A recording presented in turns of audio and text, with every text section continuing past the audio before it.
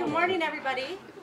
Good morning. Welcome to the How the School Board Works workshop. I am Cindy Ellsburn, President of the Des Moines Schools Board of Directors. Today our workshop runs from 9 to 3. I know we're all here for a common interest, and that is improving the student achievement for our DMPS kids.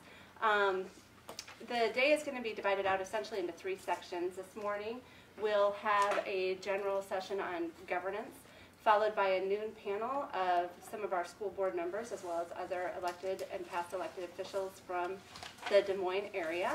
And then this afternoon we will continue on board governance and with issues more specific to DMPS. And you will all have an opportunity to learn more and gain more clarity on what the role of the school board is and isn't, as well as have an opportunity to ask questions you may have throughout the course of the day. Before I turn it over to our leader for the day, Eric West, I'd like to recognize some of my other colleagues in the room. Connie Bozen, Bill Howard is back there, Pat Sweeney. I know Rob Barron is somewhere milling around, and Terry Caldwell-Johnson will be joining us a little bit later. And also our superintendent, Dr. Tom Ahart, and our CFO is also here, Thomas Harper. And Eric West is going to lead us today in our workshop. Eric is the current member of the Kansas City Public Schools Board of Directors. He's a member of the board for the Council of Great City Schools as well as the executive committee. He's a leadership, governance, and social justice trainer, and I would like to turn it over to Eric. Thank you. Good morning. Good morning. Just to start with introductions, we're a small, intimate enough group, and so I want to go around and give folks a chance to introduce themselves to the room. And the format's pretty simple. First, hi, my name is Eric, and so I'll invite you to just share your name or however you want to be called. As I was thinking on my way over here about why I'm here, because obviously you all could have chosen to do just about anything else with your warm Saturday morning. 2 things came to mind. I choose to be here this morning, one, because I've really enjoyed working with the leadership team of the Des Moines Public Schools. It's been a real treat for me, and so that's definitely a pull. The other reason that I choose to be here this morning is because this work, how governance works, how does a community take ownership of their schools and through responsible ownership drive the achievement of the children in their community. As nerdy as that may sound, it's just become really exciting for me, and it's something that I can do as a way of giving back to the children in my community and certainly supporting you and giving back to the children in your community. So that's that's who I am, and that's why I choose to be here this morning. And so I just open the floor. Please, for everyone in the room, who are you and why do you choose to be here this morning? The first question that every board needs to be asking itself is who do we work for? Who owns the Des Moines Public Schools? And so that's where we start our day. Who owns the Des Moines Public Schools? Des Moines Public School residents. So the residents, you're part of the ownership. Yeah. So you said something different here. So you said the residents who have students. All right. So I guess we describe them as patrons of the schools. All right. So the patrons, you're owners of the schools. Who else? What are your thoughts? Who owns the Des Moines Public Schools? Well, the bottom line is just expanded. Just go everyone, basically everyone who lives, works, plays, participates in our district, or plan on just traveling through our district. Yeah. So what we do here in our schools is what defines success in our future. So how'd you say everyone who lives, works, plays, passes through the district, they are part of defining the success of what happens here. They're part of the ownership. Right. What are your thoughts? Who's the ownership of the Des Moines Public Schools? Anyone who has a stake. Anyone who has a stake. Stakeholder in the public schools. Like, however you can help and however you can benefit from. Whoever has a stake and will benefit from the success of the schools, people who can help. I agree with Thatcher. I think everybody, I mean, excluding no one, whether you have a child in the district, naturally you're a part of it, but even if you don't, you're a part of it, because the children that are not yours, they still make up a part of the population, and you want them to succeed and to be good members of society, so you have a vested interest that way. So I think it's every single person, excluding nobody. All right, so there's 7 billion people on the planet, so all 7 billion are part ownership of the Des Moines Public Schools. I think so. And I'm just going to continue on that because, sorry, it's going to be like this all day, it sounds like. Say we have the Peking Acrobats at the Civic Center today. One of them falls and breaks a leg. They go to the hospital, being treated by a nurse who went to Des Moines Public Schools and got her high school graduation there. The doctor also perhaps went to Roosevelt and graduated, and she is treating that person. What we've taught them continues throughout their life, and now they're treating a person from China. Yeah. And so their life is in the hands of the people we've raised. And that's why the ownership is 7 billion people. And the Des Moines Board, the administration, the staff are given the responsibility by those 7 billion people to create, to nurture, again, to help students realize a goal, an achievement better than themselves, than they think they can. Other thoughts? Who owns? I think, maybe this is a business nerd coming out on me, but I think if I hear your question correctly, we need to distinguish between stockholder and stakeholder. There are the decision makers, and I would say that is the electorate, who can vote in a school board, who then in essence makes the decisions. And then you're talking, I think, stakeholders. Those are the people who are impacted by the decisions we make. So I'd say ownership is, I think, residents of Des Moines. Any resident of Des Moines who is involved in the tax base is an owner. The world are stakeholders. What we do here impacts every corner of the globe. And I think that's something we can't take lightly. Other thoughts? Ownership. This is it. This is a great conversation. Who else? Any thoughts about ownership? Yeah. Taxpayers. Why taxpayers? Because they're given the money to keep things running. Yeah, because the lights wouldn't be on right now Yeah. if we didn't have the taxpayers paying for it. Yeah, absolutely. Any other thoughts about ownership? Why do you think of all the topics we could start talking, workshop about governance, why do you think the very first question out the hatch is who owns the Des Moines Public Schools? Why is that critical to our understanding of governance? So you know who you're representing, or as a board member, you know who you're there for. This is going to come up over and over and over. Who are you here for? If your idea of who owns the schools and thus who you work for as a board member dramatically differs from your idea and your idea and your idea. Now you've got 7 people on a board and everybody thinks they're working for somebody else.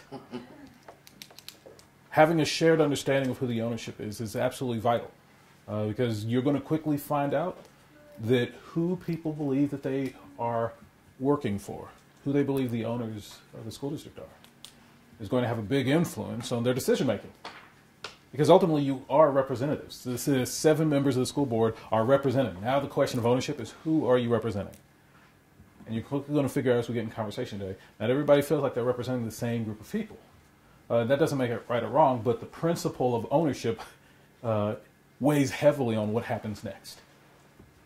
Ownership then is at the top of our little drawing today.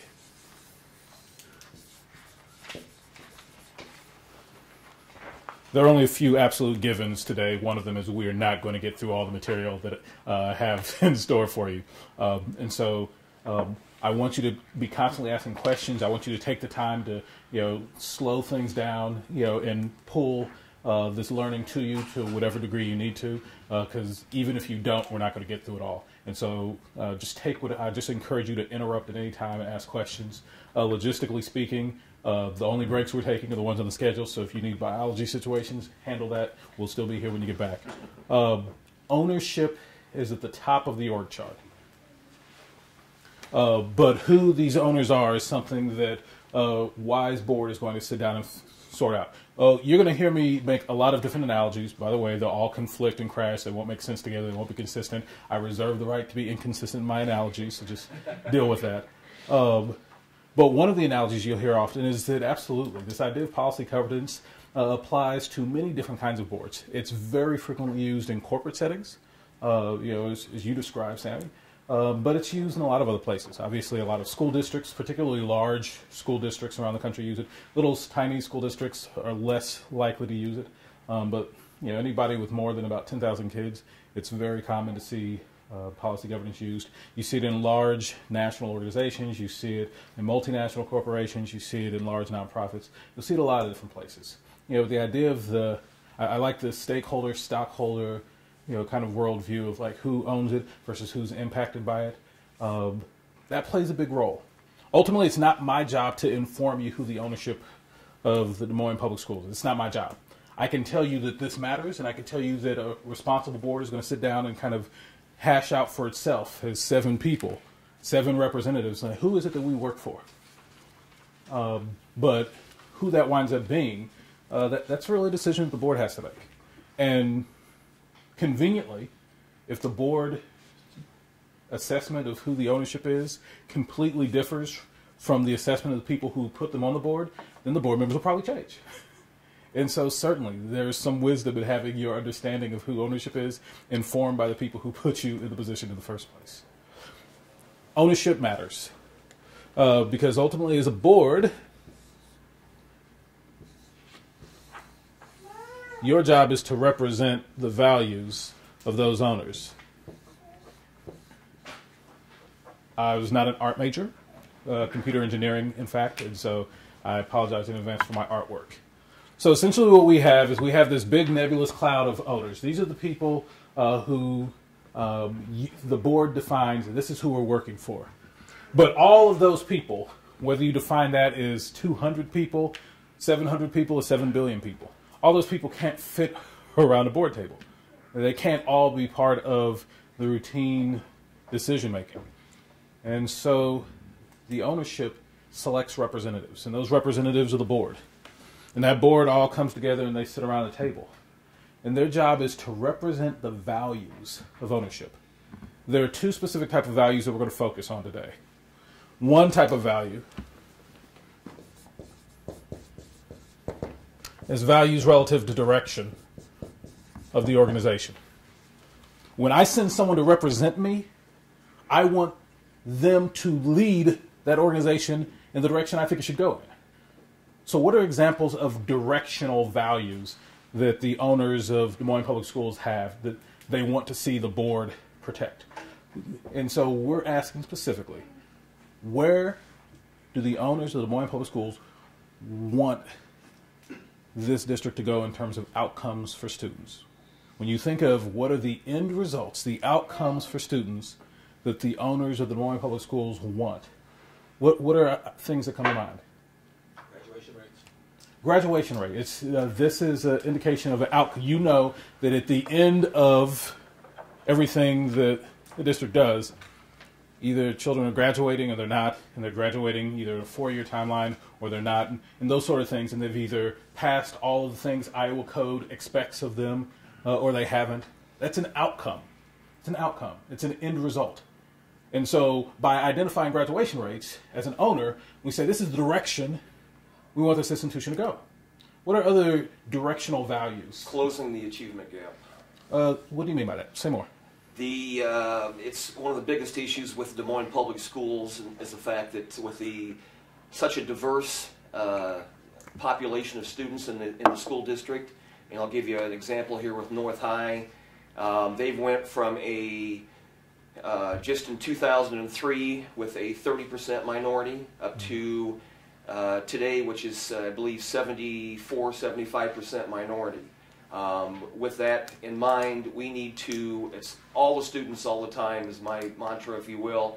We need to make sure that all students get the same education, have the same advantages and ways to get that education, as well instead of just having a select few go to the top of the class and you leave the rest behind. So you want to make sure that all students have the same avenues to get their education, and by that we're closing the achievement gap and making all students succeed in the school system. So one idea of the direction that we want this thing to go is we want all of our children to graduate, but then you add on to that, we don't just want them all to graduate. We want them all to graduate with a high level of learning, having been achieved in that time. Not some of them with a moderate level of learning and some of them with a high level. You want all of them to graduate with a high level. And so we're describing what the end results look like. And this is the direction that we want things to go in. I'm going to begin pushing you because eventually somebody's going to throw out something that doesn't describe what the end looks like. It describes kind of what the process of getting to the end looks like. We're going to differentiate those. So right now, what I'm asking you, what are other things that describe the direction, the end results that the owners of Des Moines Public Schools want? So what you just said is you're waiting for one of us to mess up. Got it. Yes. Okay, fair enough. I will attempt to be the one that messes up. Yes. We want not, again, there are going to be students, no matter what opportunities are available to, there are going to be people who are going to be at the top 1%, there are going to be people at the bottom 1%. What we want to do is find a way to give the students the ability to continue their learning, to give them the skills to advance themselves. It's great if they can read on a 12th grade level, but if they can graduate and they read on a 9th grade level, but we've given them the opportunities that they know what skills are needed in order to continue their advancement as they go on. Because not everyone is going to go to college. Not everyone is going to be a Harvard Law professor. We need mechanics. We need carpenters. We need tradesmen and tradeswomen. We need individuals who are going to work on our cars as well as individuals who are going to work on our bank accounts. Yeah. And it's not about what level of reading, what level of math you're in. It's, do you have the skills to make decisions before yourself? And it's the decision-making process, the ability to find that information is what's going to achieve success. That's right. I want to highlight your failure to fail. Hey, Yes. No, I'm sorry. That sounds very much like an end result that we want. We want our children not only to be college ready, but we want them to be career ready. We want them to be high performers. We want them to be critical thinkers. These are all things that describe what is the end result that we want for children in this community. So, yeah, no, I'm sorry. I would absolutely identify those things. I apologize for failing. I will attempt harder next time. I'm going to agree with that, and I'm probably going to fail at failing also. But I think one of the things that I tell my students is that, everyone in society has a role. And if everyone gets a college degree, then someone with a college degree is emptying my garbage can, because the garbage can still has to be emptied. And so I tell them everybody has a role. We need lawyers, doctors, teachers. We also need mechanics, carpenters. We also need the homeless. They scare the crap out of the rest of us and make us go to work every day. So everybody has a role. You decide what your role is going to be. And that's what I tell my students all the time. You make the choice. Yeah, I love the part where you describe that it's their job to choose what to do with the education it's given, which kind of implies it's our job to make sure that they are at a point where they do have choices to make. We create opportunity, they have to walk through the door. Absolutely. And these all describe, what are the directional values, that a community has for its schools. And that's one of the two key types of values we're going to talk about today. But in addition to direction, in addition to saying, here's where we want to get to when the district has done all the things that we want it to do, the other types of values are related to protection. In the process of getting to those end results, what are things that we don't want to see happen? So what are examples of things that the owners of the Des Moines Public Schools don't want to see happen on the way to those end results? While you're pursuing the direction, what are things that the owners want to protect against? Dropout. Yeah, you want to protect against dropouts. Anybody who does even a cursory amount of research knows that dropout prevention does not start in 12th grade. Like, you have lost the battle essentially by the end of 9th grade, and some people would say by the end of 6th grade. And so if we're talking about dropout prevention, that's something you want to protect against. And that protection has to occur long before you get to the end results. What are things that the owners want to protect against? Westboro Baptist Mission coming to East High School. Well, protect against Westboro Baptist, showing up at East High School. As a practical reality, even though public schools are public property, the board does set policy relative to what is appropriate to take place on their little slice of public property or not. And so if the board feels like there's something that is harmful and puts their students in harm's way, absolutely have the right to say, not here, not on this stretch of public property. And go to the true point of protection. Yesterday, a quarter of Valley High School's population, students, didn't attend school in West Des Moines yesterday because there were fights the previous day, and they were worried for their well-being. Yeah. When I taught theater design at Valley High School, I had, during the 4 years I was at Valley, I think there were 5 suicides, not attempts, suicides in Valley High School. Wow. It's a big school, 3,000, 2,000, 3,000 students. But we need, the parents are counting on us, people in general counting on us, that when their child walks into our door, that child walks out of our door. When we talk about values relative protection, there's also protection in a very literal sense. You know, really one of the first obligations of a school district is to protect the children. If they're not safe, they're certainly not going to be in a position to learn. And so protecting the safety and the well-being of our children is certainly a hedge of protection. So we wouldn't want to increase the graduation rate, but doing so in a way that puts children in harm's way. Absolutely. Susan, you have to Well, clearly the protection of safety is a concern, as he talks about, but going a little bit more abstract, I'd like to see us protect against like community apathy and parents not involved. Somehow invigorating and stimulating parents to be, you know, the seers of how their children do in association with the schools and the boards, and make the parents own their child's accomplishments and encourage them to be involved. That seems to be really hard for parents to glean on because they're working and they have lots going on in their lives, but somehow we need to protect against letting that fall through the holes and not encourage the involvement and stimulate the involvement and look for the involvement and the ways we can get the parents involved and being directly involved with their children and their success. Yeah. I think it's really key to a child's success if their parents are involved in hearing the messages and understanding that the world needs carpenters and lawyers.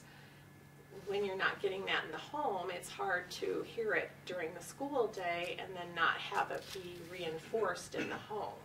So I think there's got to be a way that we can somehow reach the parents. We won't get them all, but we need to see about getting more involved. Yeah, I love this point, Susan, and this idea that one of the protections that the owners want to see in place is that we want to pursue the direction that the owners have identified, but we want to do it in a way that does not alienate our parents.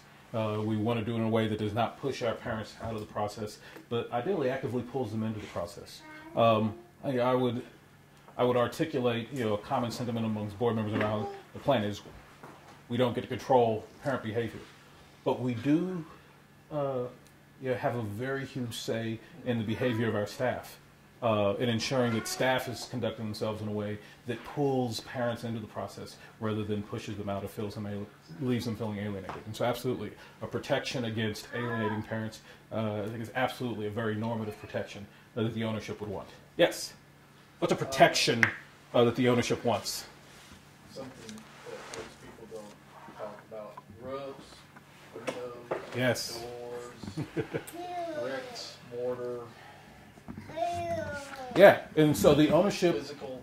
one of the things that the ownership values is that our children will be in facilities that are appropriate for them. And that's appropriate along a wide range of topics. That's appropriate if my child is in a wheelchair. That's appropriate if my child is playing in the gymnasium, that there's proper flooring.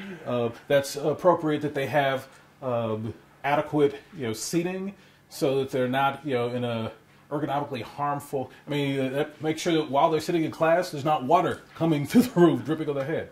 And those are protections. They're very reasonable protections the ownership has in place. Other ideas of protection, that the ownership values. Yeah. I think of the same lines that he's talking about as not creating large deficits or wasting existing resources. Thank you. I was going to come to this because when you brought up the issue of taxpayers, I was wondering who was going to bring up this issue. One thing that the owners definitely want to protect against: don't waste my money. Don't waste my money. And so there have to be reasonable protections in place to ensure that the resources that the ownership is handing over, that they're used wisely.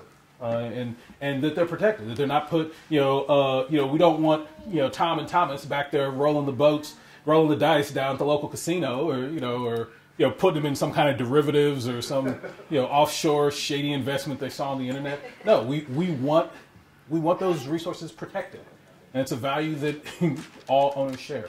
Absolutely. I was waiting for someone to bring that one up. Yeah.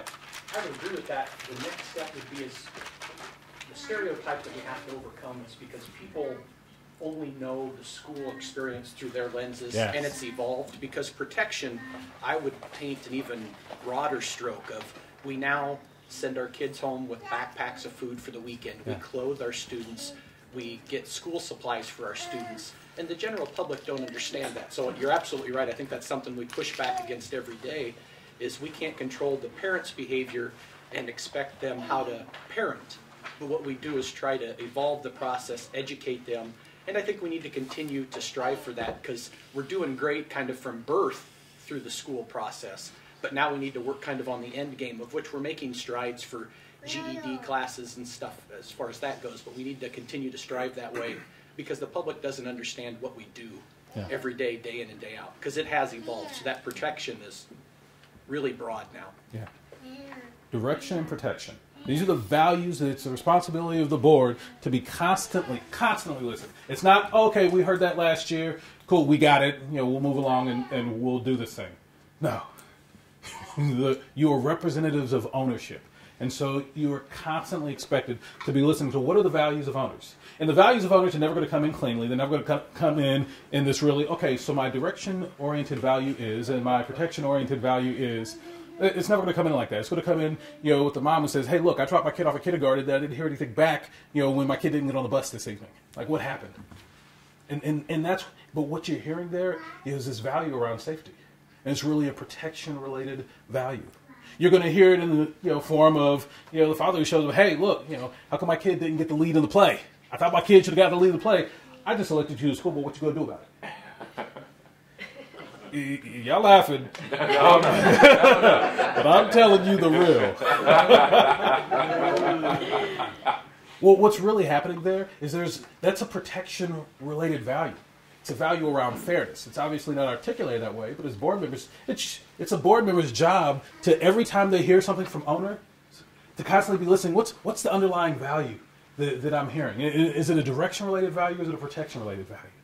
And so you're constantly listening for that, no matter what form it shows up on your doorstep, because it will be varied.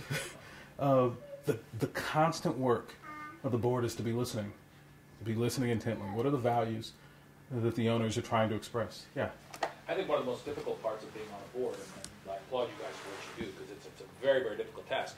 You said the message doesn't come through clearly. Not only does it not come through clearly, but you have so many diverse groups with different agendas sending messages into you, and you have the job of trying to dissect all that and make it into something that's actually what's best for our kids and our community. So you're never going to make everybody happy.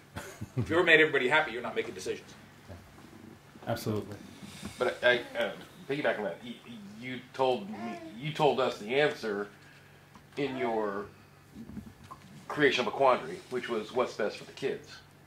There are going to be times when, and I've seen the board make these decisions where they've had to tell or ask me workers, like, we can't give you that percentage that you're looking for, because we need to make sure that we have the foundation and building in play. We come to DMEA and say, we know you're looking for this for your retirement. 22% increase. Right. But we're dealing with a 1.25% Iowa House accommodation.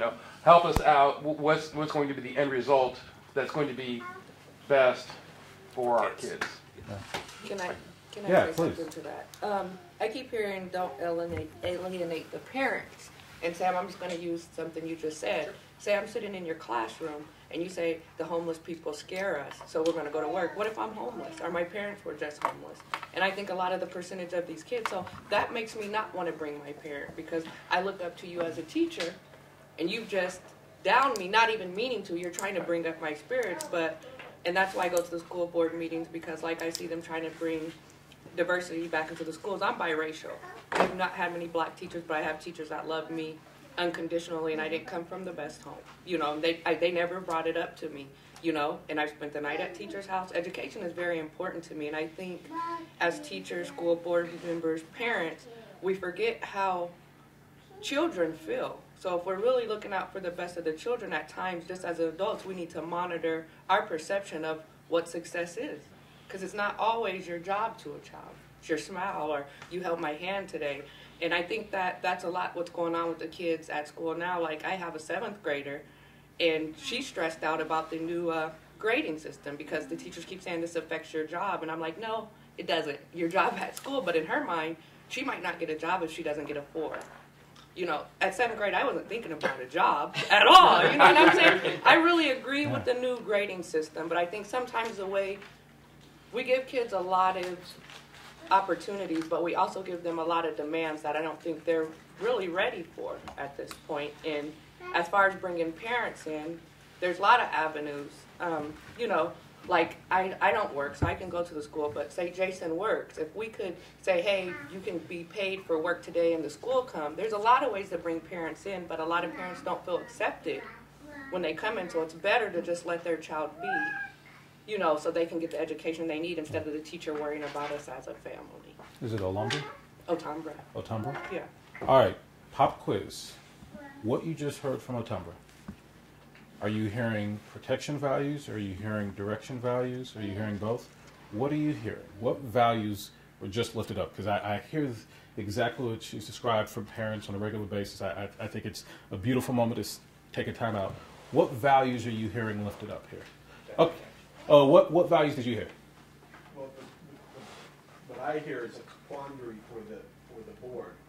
I'm hearing one parent saying, I need protection for my child because of the stress level, but we also hear parents who say, we want this push, if you want to call it, which is a direction. So as a board member now, you're in a quandary because you have two dynamics that in theory are the same because they want the best, but they're somewhat opposite. So we have to try to melt those two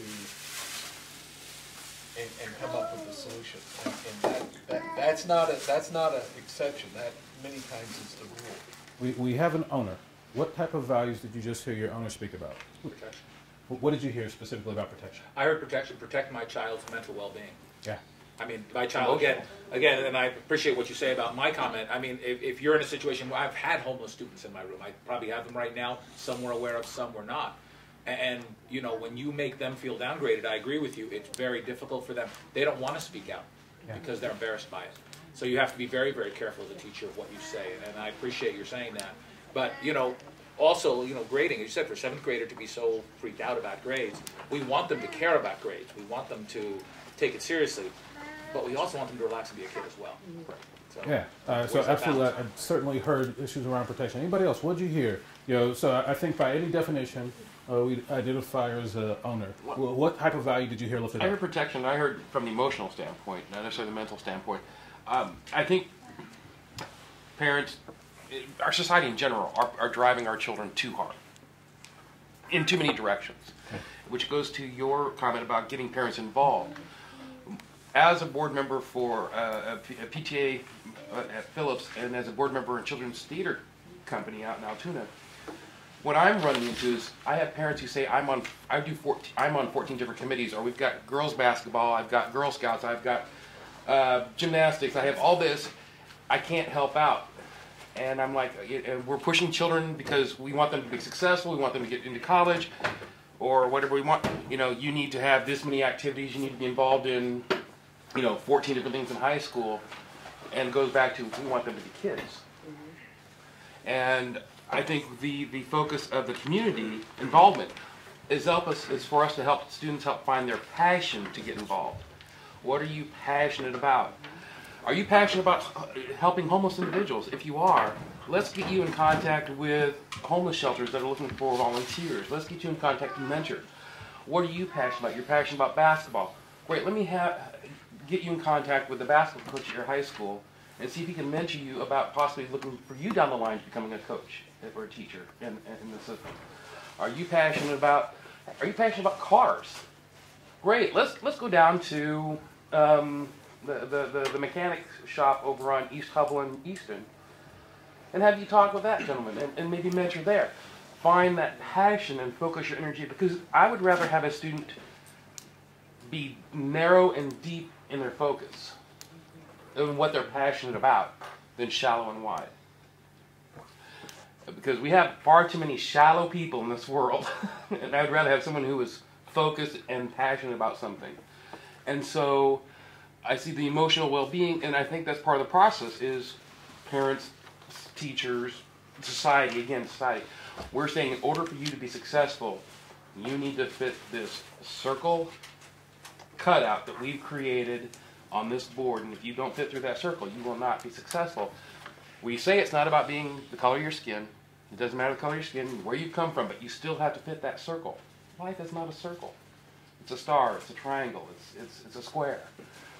And so so I need, you know, that's where I heard the emotional protection from, the desires.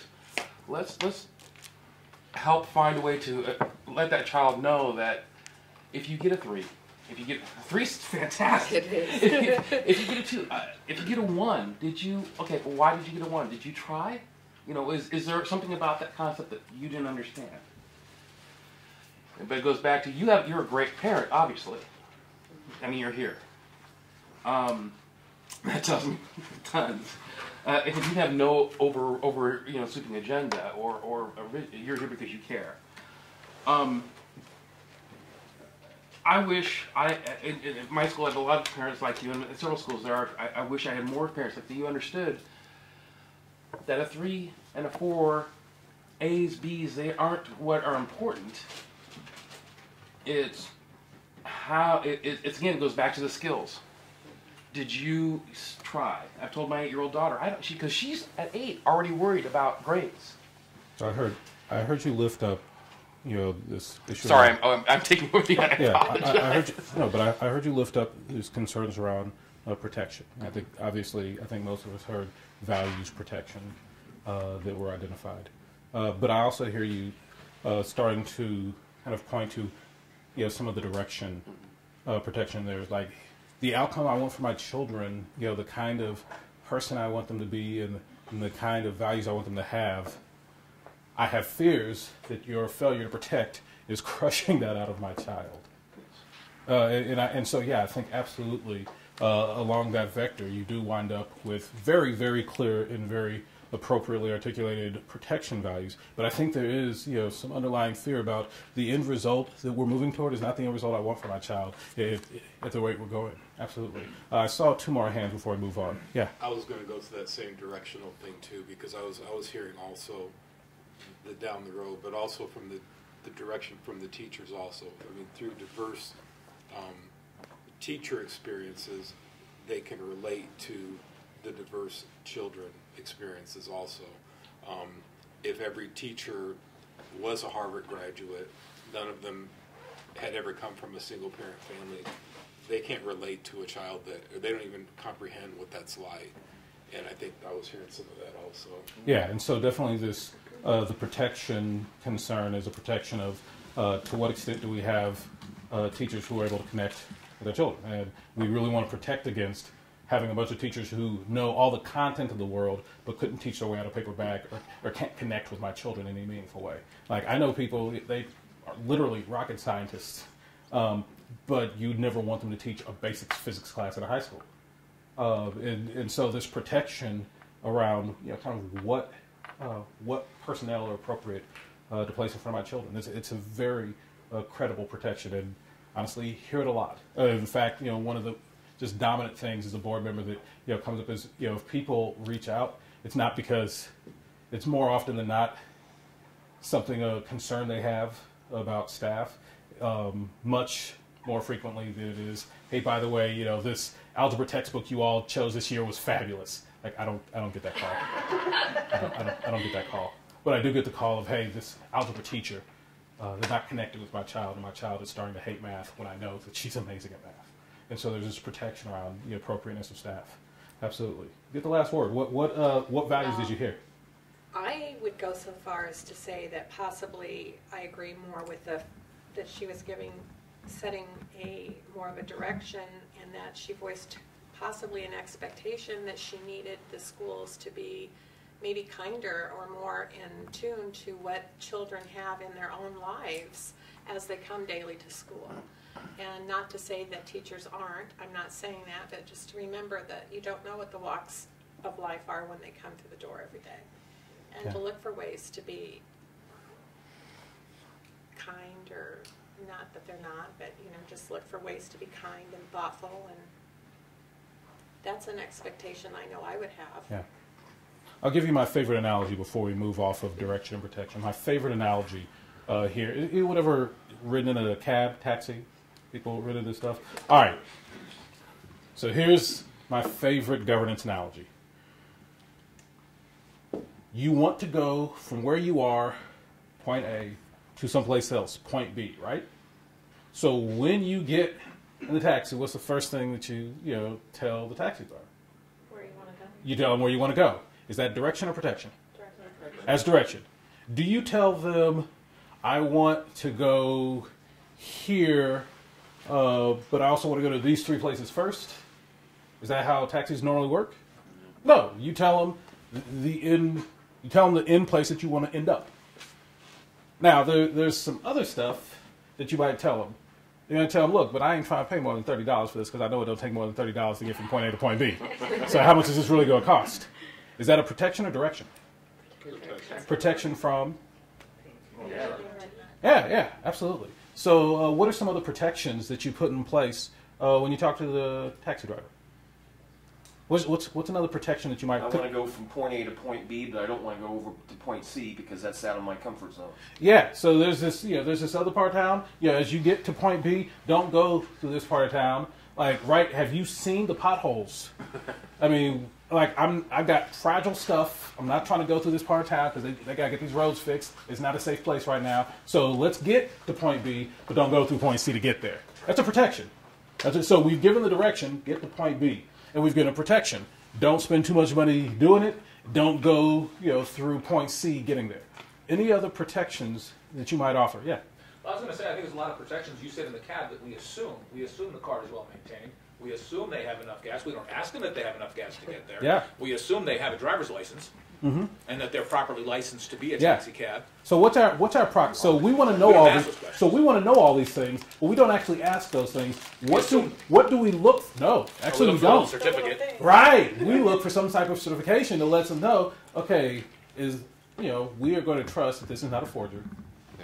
I mean, you can be as paranoid as you want to be, but I think a test of reasonableness, is appropriate here. So reasonably speaking, if they've got that little certificate that says, oh yeah, City of Des Moines, yeah.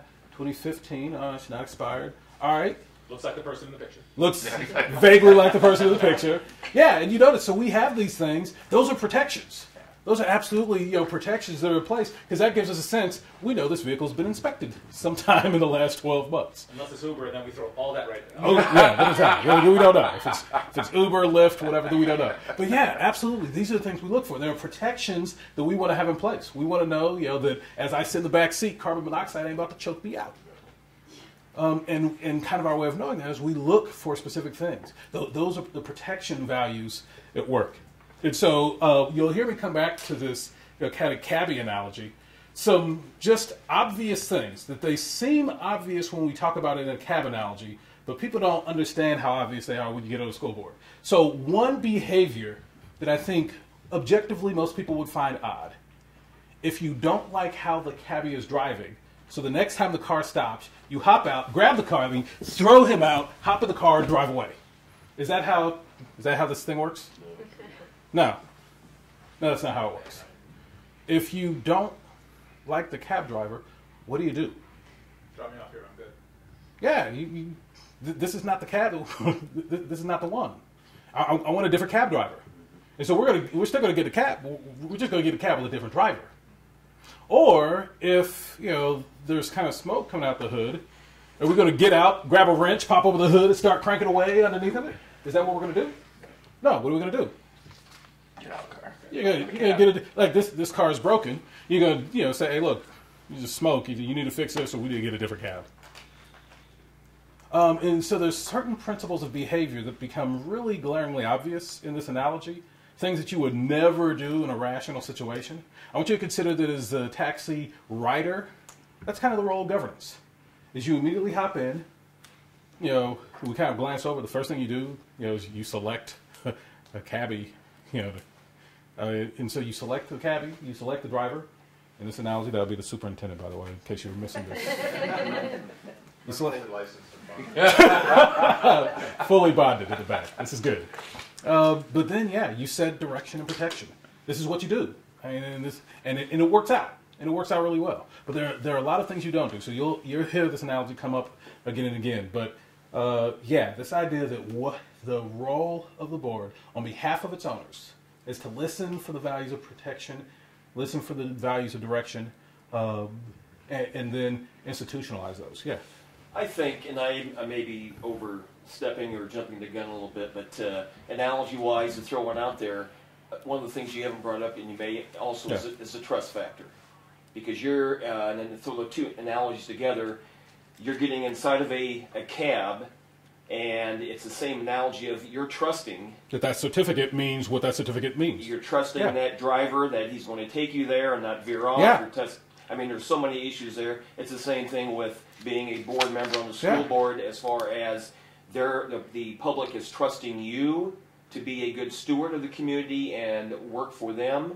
They're trusting you to be a good enforcer of the protection and the direction that they want to do. But the overlying thing behind this is that I think a board member needs to have more, be more in touch with their community as far as understanding what direction and protection they want. And that's the issue of previous boards and everything else that's happened in the past, is that it hasn't happened that way. So this is one of the underlying factors. So I think trust, and again, to tie in what you're saying there, is if Tom is actually driving the cab, are you sitting back there, are you trusting him to take you in the right direction as far as what you want for your children, et cetera? So in policy governance, and we'll get there in a few minutes, but the actual adage that I would use is trust but verify. So if we're going to use the cabbie analogy, we hopped in at point A, and we said, get us to point B. As we're driving along, I'm not a cabbie professional. I've not gone to cabbie school. I'm not licensed and bonded like Tom is. But I know a little bit about Des Moines Public Schools. I grew up here my whole life. I graduated from, that type of thing. So when I look out the window, and I know that where we are is not under any reasonable interpretation a location between point A and point B, at that point, I might have something to say to this cabbie. And so there's absolutely this trust that, we've hired you to drive us to point B. But there's also this verification process. Hold on. As I'm looking out this window, this don't seem nothing like I'm trying to get downtown, and why are we crossing the Nebraska border? And so there is absolutely a high degree of trust that takes place. Though you will have people who get on boards who they look at the little certificate. It's like, I want to fill the certificate. I want to know if there's a raised emblem on the certificate. I want to hold the certificate up to the light. I want to see if it's a legitimate certificate. You get people on the board where I'm going to go down to where they issue the certificates, and I'm going to ask those people if they remember you coming in last year, on September 19th when you were issued. You will have people who have that level of just rampant uncertainty. In some cases, that might absolutely be warranted if something has occurred. If you are in the back seat and you're reading the newspaper and there's a picture of the cabbie says fraud under it, and you kind of look up and you're like, oh, wait a minute. Now you might have some questions about the validity of that certificate. But absent some kind of precipitating event, a standard of reasonableness, what would a reasonable person assume? If they've got the certificate, a reasonable person will assume it's a legit certificate, unless there's something happened that leads you to believe otherwise. And so there's always this trust. But certainly, along the journey we verify. And we're going to come to what does verification process look like in the context of policy governance. But the reasonableness standard, what seems reasonable? Because here's what I want you to consider. The more time that the guy in the back seat who is riding in the taxi spends filling the paper and looking at the paper and getting on the phone, hey, is this legit paper? Like, the more time they spend on that, what aren't they paying attention to in that moment? The meter. Where's it going? And at what cost?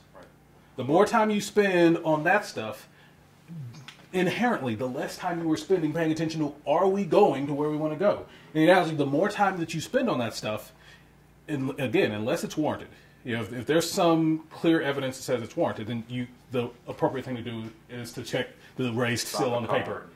But you'd stop the car first. But absent that being the case, then we reasonably, kind of trust that things are going in the right direction. And instead of focusing all our attention down here looking at the paper, you want to spend some time looking out the window to make sure that we're getting closer to the end result. Said differently, you can spend all your time looking under every possible rock under the district. Or you could spend a reasonable amount of your time paying attention to, are children more literate and numerate this year than they were last year? Like, those are two different activities, and every moment that you spend on one activity is a moment you take away from another. So I'm not saying don't do a little bit of both, but the board is going to have to decide how much of both do the owners really want? How much of both do the owners really want? I mean, it's a critical question for the board to ask. How much time does the ownership want me spending feeling for a raised seal versus looking out the window and making sure we're actually getting closer to point B? How much time do they really want me to look under, the toilet paper contract to make sure that, the vendor is, XYC bonded versus making sure that we're doing a reasonable job of making sure that all of our children, know algebra effectively by the end of the freshman year. I mean, so every amount of energy you spend on protection is time you spend away from focusing on direction and vice versa. And you have to do a little bit of both. It's the board's decision how much time you spend on those. Now, I will tell you from experience. Well, no, there's not a right answer. What I'll tell you from experience is most boards spend the overwhelming majority of their time where?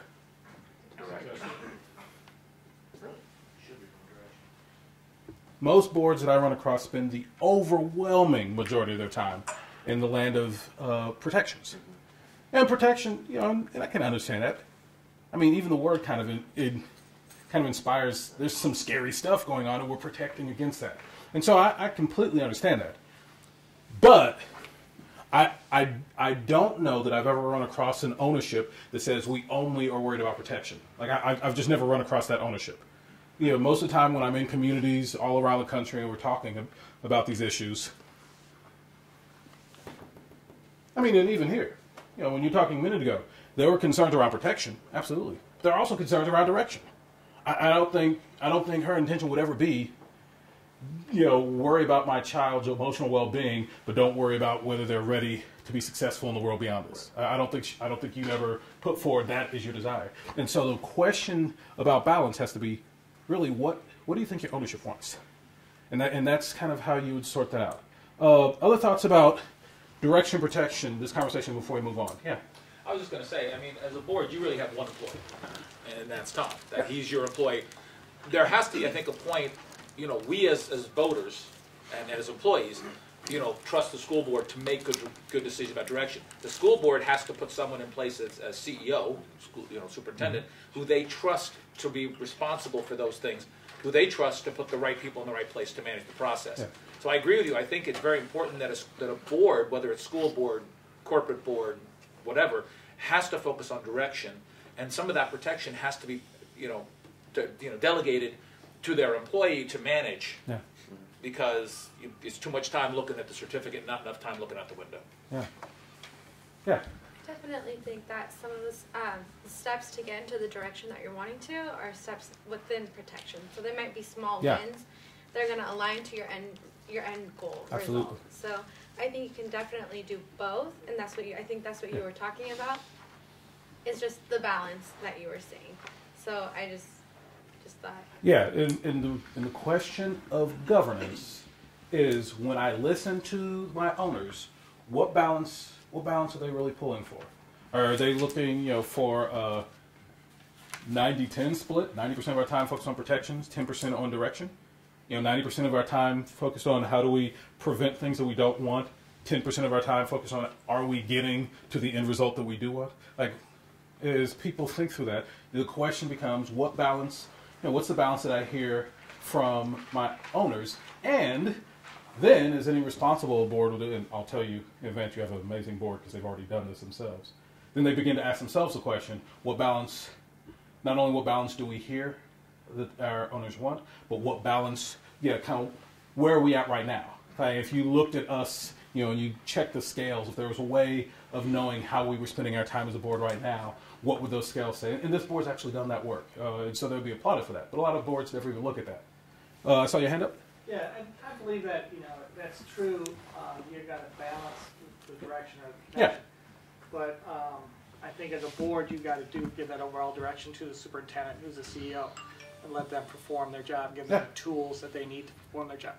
But I can say in my own experience, I've never had any owners rarely talk about the overall direction. They're advocating for what they're doing. If they're calling about their child in a school or their grandchild, if they're a grandparent, I would say 99.9% of my calls have all been they're advocating for something for themselves. Yeah. And you got to decide how does that work for the overall direction. Yeah. Is that if it's an issue that you can talk about with them, or is it an issue that you pass on to our CEO who disseminates it to someone who gets a hold of them and takes care of them? I mean, so that's the balance. Yeah. It's a tough part about being a board member. Yeah, absolutely. The balance, my experience, rarely is looking at the overall direction of the ship. Which way is it going? Yeah. No, certainly what I would suggest to you is when the phone rings, it's normally a problem. It's not like people call like, hey, my kid graduated with honors last year. Thank you, sir. Has anybody got that phone call? Anybody, board members, got that phone call? No. Okay. Not yet. In 11 years, that call hasn't come. If you could do that, if you could make sure to call when your kid graduates with honors, call your board member and be like, thank you. I've got, and so certainly when the phone rings, the majority of what you're hearing when the phone rings is people often concerned, predominantly about protection, with some real themes about direction in there as well. But when the phone rings, it's normally a complaint, a concern, not congratulations. I would suggest, however, that the board, again, your job is to constantly be listening for this, and so I would submit to you if the board held a public town hall next week and says, what are the most important things that you want to see the board paying attention to? On that list of items, heavily represented would be things relative to direction. And I think when you sit down and you just create that as a conversation in the community, in that context, when there's not, when the house isn't on fire and people are thinking through what are the things I want, I think you're going to hear a reasonable balance of direction and protection. But when the house is on fire, all you're going to hear is put the fire out. Other thoughts on direction and protection before we move on? Yeah. I was just going to piggyback. It's kind of like that call is like your friend asking you while you're sitting in that cab, why aren't you at my house yet? Yeah. And you're like, well, the cabbie's taking me down this road. And they're like, no, you should be taking 6th Avenue, not 2nd. Yeah. Because there's a stoplight that's going to hold you up. And you, like I said, you have to find out how to respond to them. I know, but there's also something else going on down on that road. It's a very effective use of the analogy. Thank you. Give you for the future, I guess. When the board, make sure we label these folks properly.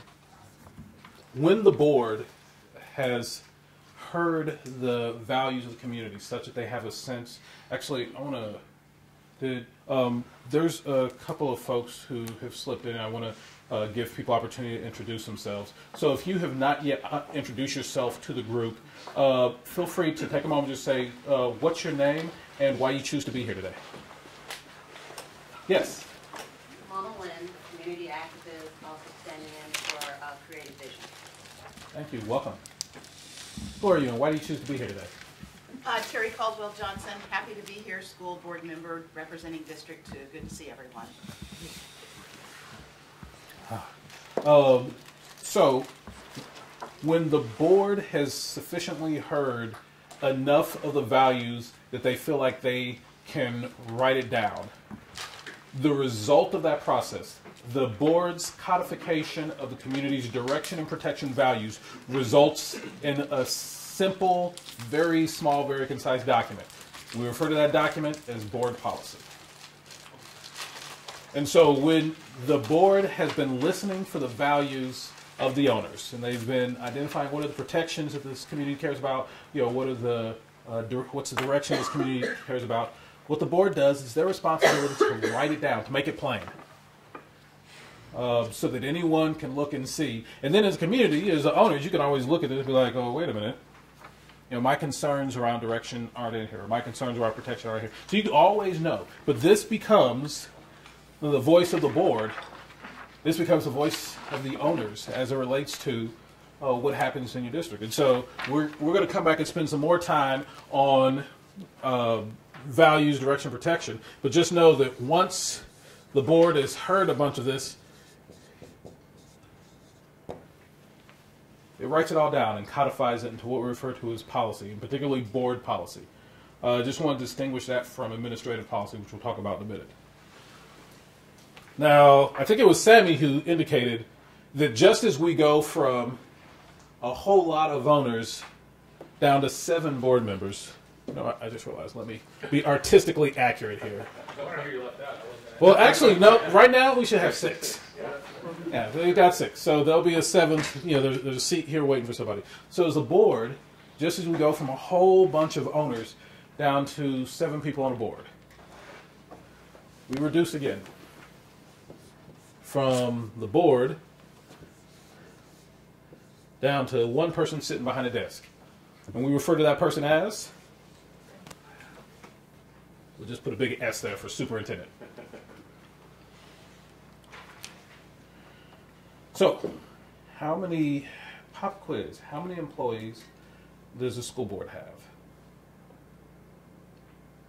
How many what? How many employees does the school board have? And why do you say that? So, Jason, just the 1.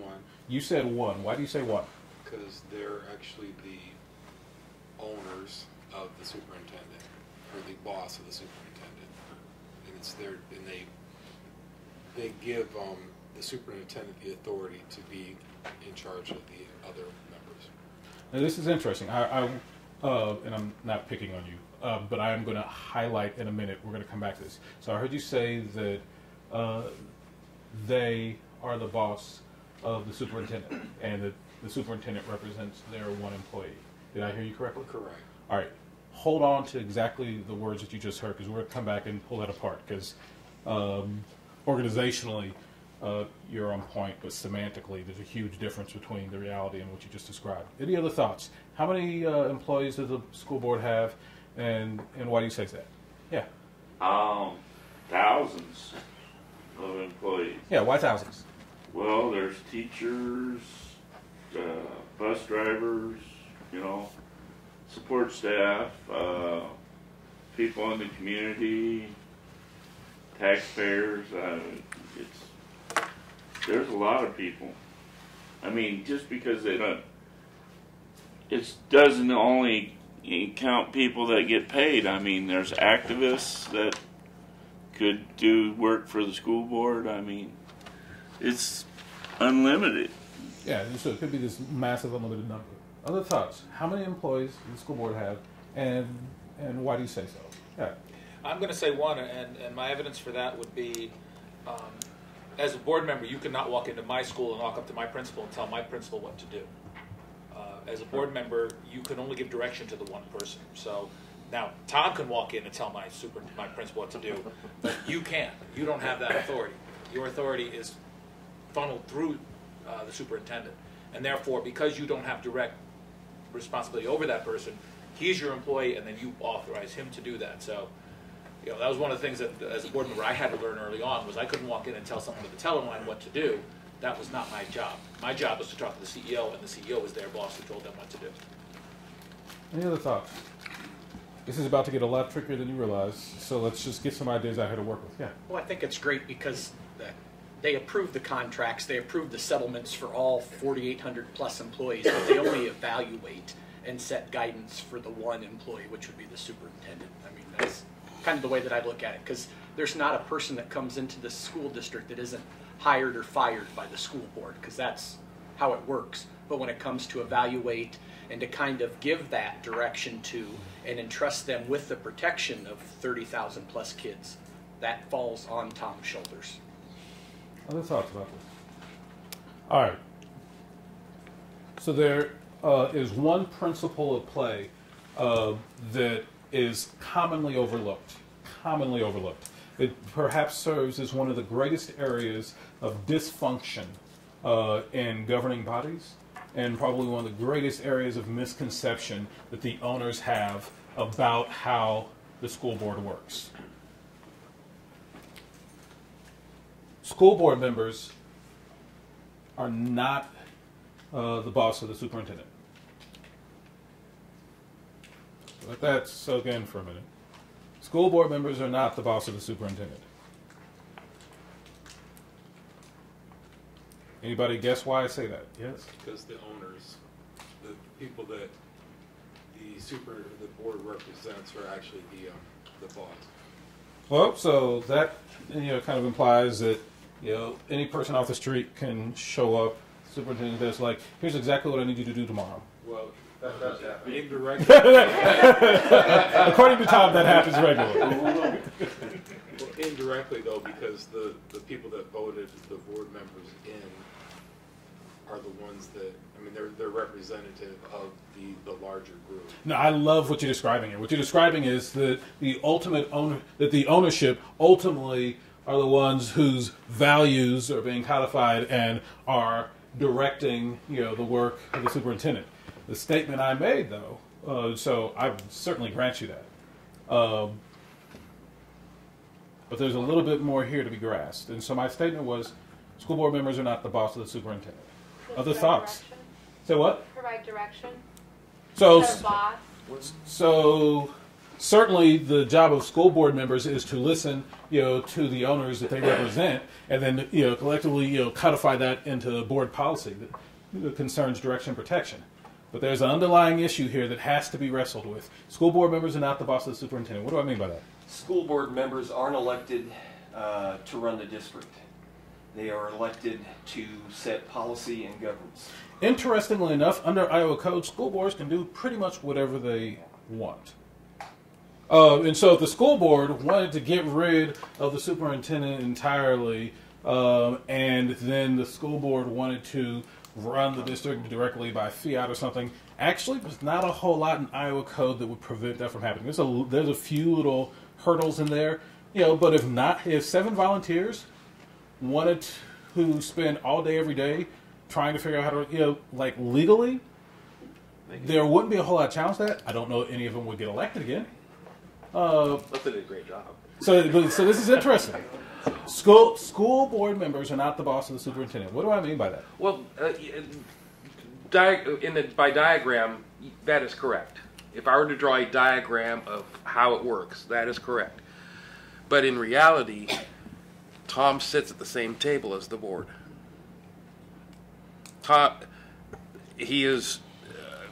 They approve his contract, they vet him, but he sits at the same table. And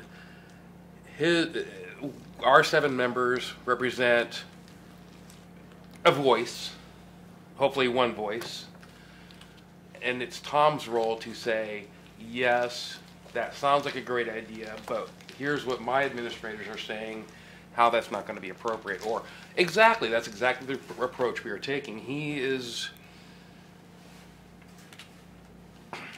It's like a board on a Fortune 500 company. The CEO is not an employee of the entire board. The entire board acts as one body to move that company forward. I'm sometimes a little bit overly harsh and dramatic just to make a point.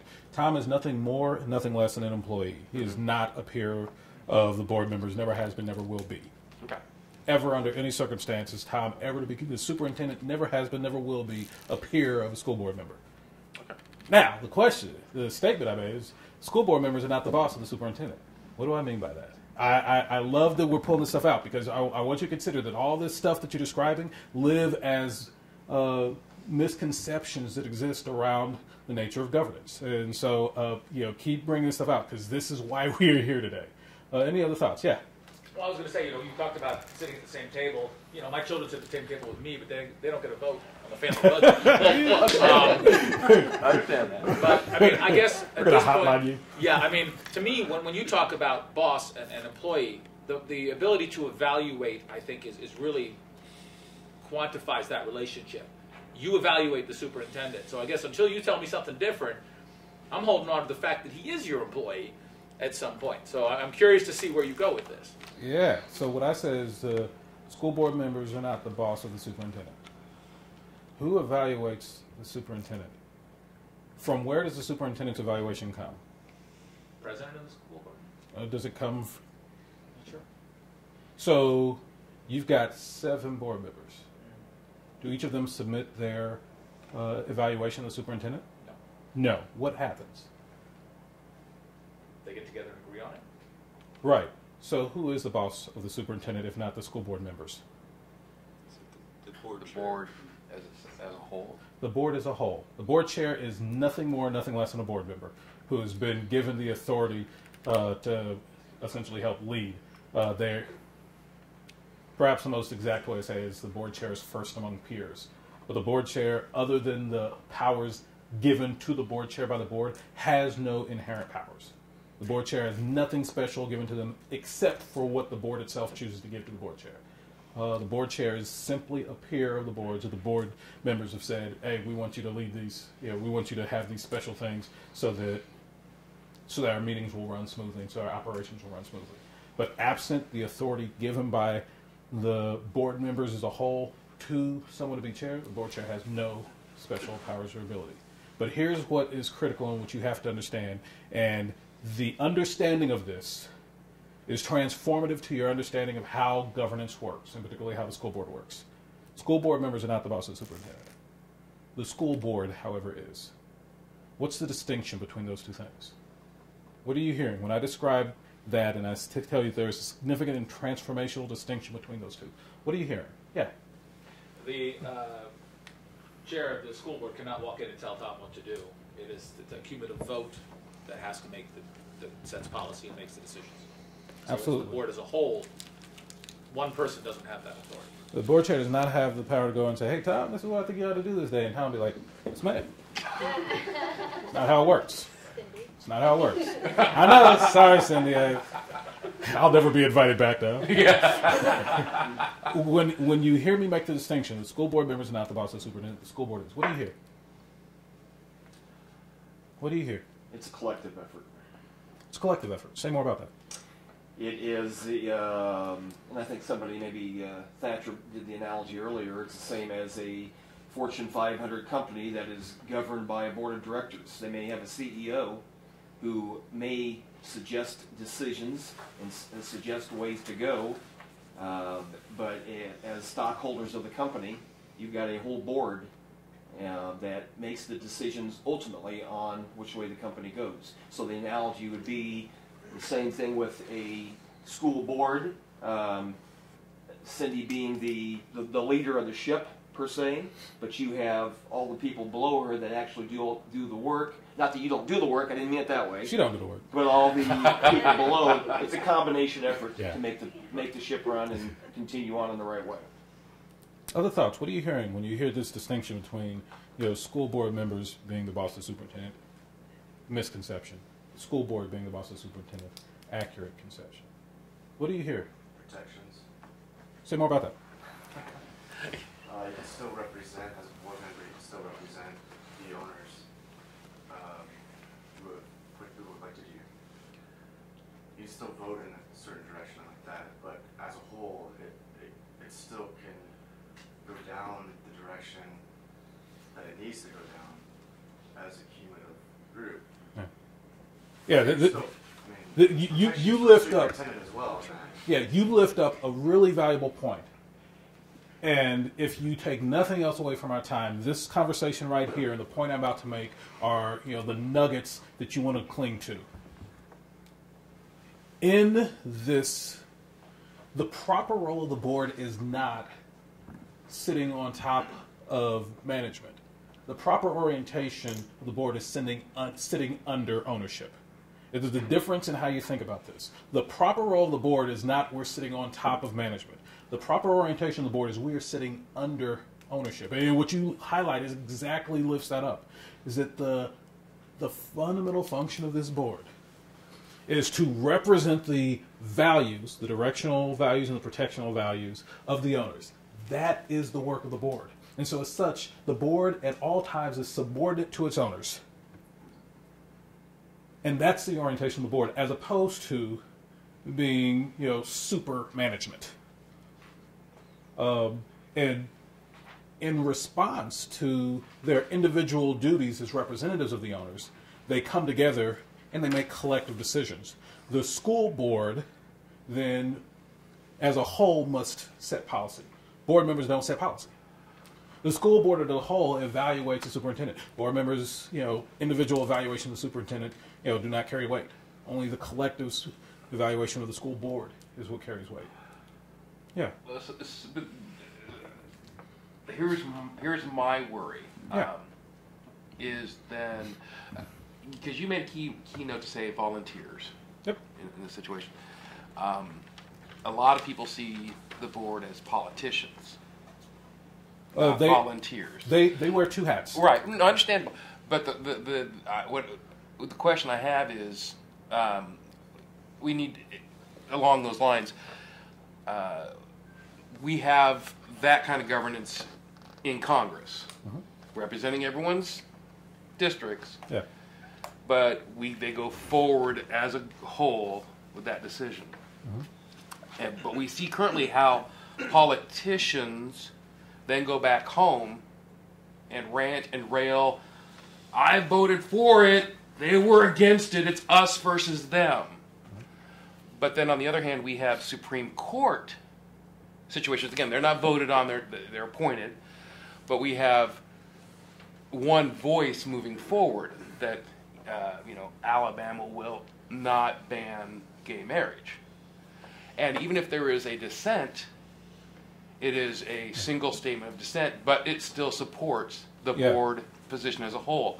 So my question, I guess my situation is while we need to remember that there is that span, that combination of politician, volunteer, and diplomat. That we need to. I think that's part of the other decision of the board is where does that arrow point? Are we going to go back and be? But I supported it, rah rah rah, or is it? I voiced my concern. I took your voice to the what board. you lift up is the natural tension. There, are two hats, that every school board member of the state of Iowa wears. One is as a politician. The inevitable reality of politicians are you have to be elected. Right. And you, as a result, you represent a group of individuals. That's inescapable. I mean, it's just built into the fundamental working of school boards in the state of Iowa.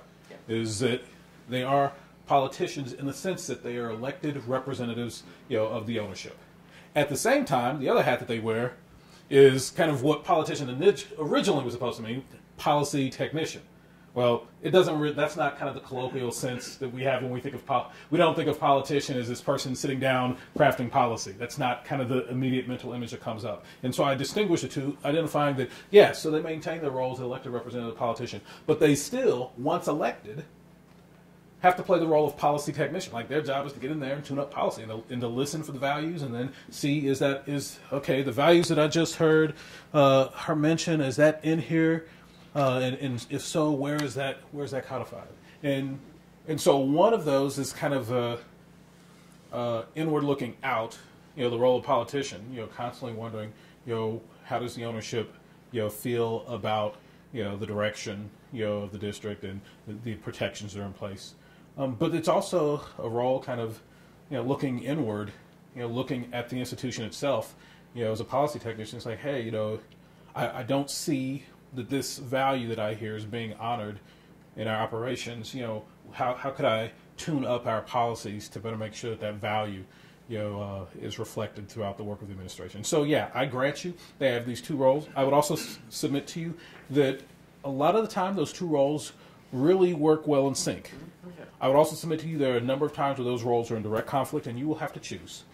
Does your loyalty lie to your role, as a politician, and all of the various supporters and funders and, kind of the political sausage making that implies, or is your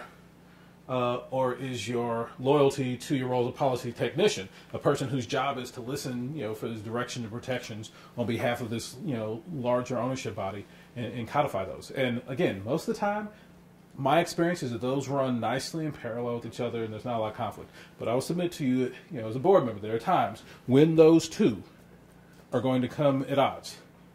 And you will have to choose which side you stand on. And I will tell you that is not a fun day. It's not a fun day. Yeah. So wouldn't that also be to kind of the one vote help respect the board members so that they can have their say? I mean, I don't know how many board members have to vote to pass it, but I know if I was on the board and I might say really, you know what I'm saying? And so, I mean, isn't that too to like protect them and their values for their owners? Yeah, so certainly I can't think of a single thing under Iowa code that requires a unanimous vote of the board to approve. So to conduct basic business, you need a majority. Yeah. And a majority is, actually more than half. And so in the context of this, it's 4. And so if you have 4 folks there, most things you can conduct business. I think under Iowa code, there are a few things that require a 2/3. I can't remember if the issues around property sales, there was some issue, I can't remember off the top of my head. We'll have an attorney here later we can ask, where I think it requires more than simple majority. But for the most part, it's just a simple majority. Now, that being said, so much of the work of boards as prescribed to them, by Iowa code, is just really mundane stuff. Like, I've heard some school districts argue until midnight about the toilet paper contract. But realistically, most school boards, no. I mean, it's the toilet paper got it, we'll add this to the consent agenda. It will be adopted along with, 50 other things. They're just kind of boring routine. You got to have pins. You got to have these little expo markers. You got to have, kids tear stuff up sometimes. You got to order a new chair. There's not a whole lot of conflict in that. And so a lot of that stuff, it'll pass through 7-0, or 6-1 if somebody has to abstain for a conflict reason or something. So most things, it's normal in most school districts that I've ever looked at, for the majority of things to kind of just be a 7-0 because it's just the routine of operating, an institution that serves 33,000 children. But there will be a cutout of issues that appropriately warrant greater intensity, investigation by board members, pay more attention, and so they'll pull that out and they'll spend more time on that. And maybe there won't be 7-0, maybe it'll be a 4-3 split, but that's what state law allows for. And so, there's not necessarily like a good or bad there. It just varies from issue to issue. I would suggest if you had a permanent 4-3 split, that signals that there's something unhealthy there, because I don't know why people would permanently vote against the pencil, contract. Like, at that point, you think people are just voting against it just to be voting against it, and that speaks to, okay, so what's really going on? Why are people having to express themselves in an oppositional manner to try, to represent their owners? Like, why do they feel like that's the best, opportunity they have to represent owners? Does that mean that they're being crowded out by the 4? Or does it mean that they have a misunderstanding of their powers and abilities, as part of the whole? I mean, so it makes you wonder. But generally speaking, it doesn't come up a lot. Most of the time, things are pretty, kind of normal. But then there are going to be issues that come up that the board looks at more heavily, and there's not going to be complete agreement, and that's entirely okay. What is worth noting, though, is that school board members aren't the boss of the superintendent. Yeah. What's worth noting is that the school board is. And so when the school board approves something, that is the law of the district. And that is codified in Iowa code. Like, when the school board votes and approves something, then that's what happens. Even if there's, if I'm the, if it's 6 other people and I'm the one, then it still happens even though I voted against it. And so there's this unity of voice that's a critical principle of governance, that there are 7 people at that table. but not a single one of them have any authority over the school district or over the superintendent. Collectively, when functioning as a full board, or at least a majority thereof, the board then expresses the ultimate intent of the ownership, and that carries the strength of law. That's a huge difference. Anything else you're hearing in this distinction between the authority of individual school board members versus the authority of the board, anything else that comes up for you, any questions you want to ask, because again, this is one of the most common misconceptions that I run across in communities, and it was alive and well here. That's because we don't ever talk about this stuff, but that's why we're having this meeting today. Any other thoughts that come up for you as you hear the distinction between the authority of individual school board members versus the authority of the school board? Yeah. What I hear you saying, though, is that during the time that you're debating something, that's the time for dissent. That's the time to argue. Absolutely. Absolutely. Once the vote has happened, the decision is made, it's important that as a board you stand behind that decision, whether or not that individual board member voted for it. That, as you said, is the law of the land. And now it's not about going to your decision and saying, well, I was against that and I can't believe they did this. It's now about saying, that's our policy and that's where we're going and that's what we're moving forward from there. Yeah. Probably the words that I've come to utter more times than I would care to, because I can't explain over the course of 7 years how many votes I've lost. Yeah, I've been on the losing end of. But my statement, because the media, here's what the media loves. The media, the job of the media is not to protect your children. So do they play a protective role at times? Yeah. But that's not what pays their bills. What pays their bills is people paying attention to them. And so you gotta understand, if they can find some drama, and God help me, this is the board that serves 15% of the state's children.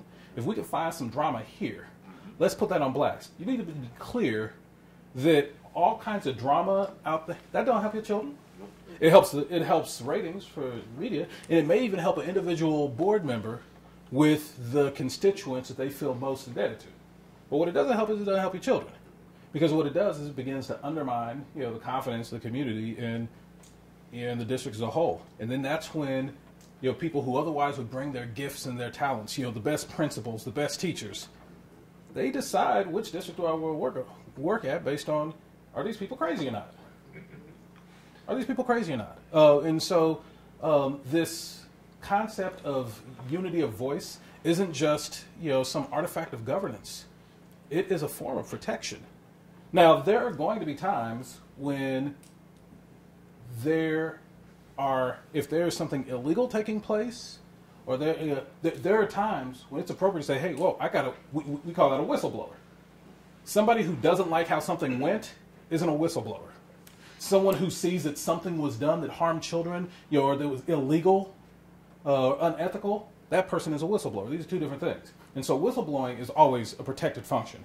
But I think this board is horrible. It doesn't care about children, because I thought that we should have had the 5-inch long pencils, and they voted for the 6-inch long pencils.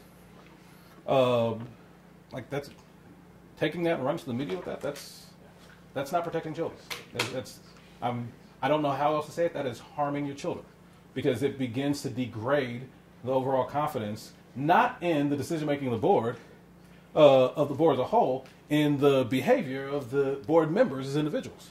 And that's when people's like, I'm gonna wait for these people to get their stuff right, and then I'm gonna come back. Well, and that's what creates the the public's view of board members as politicians.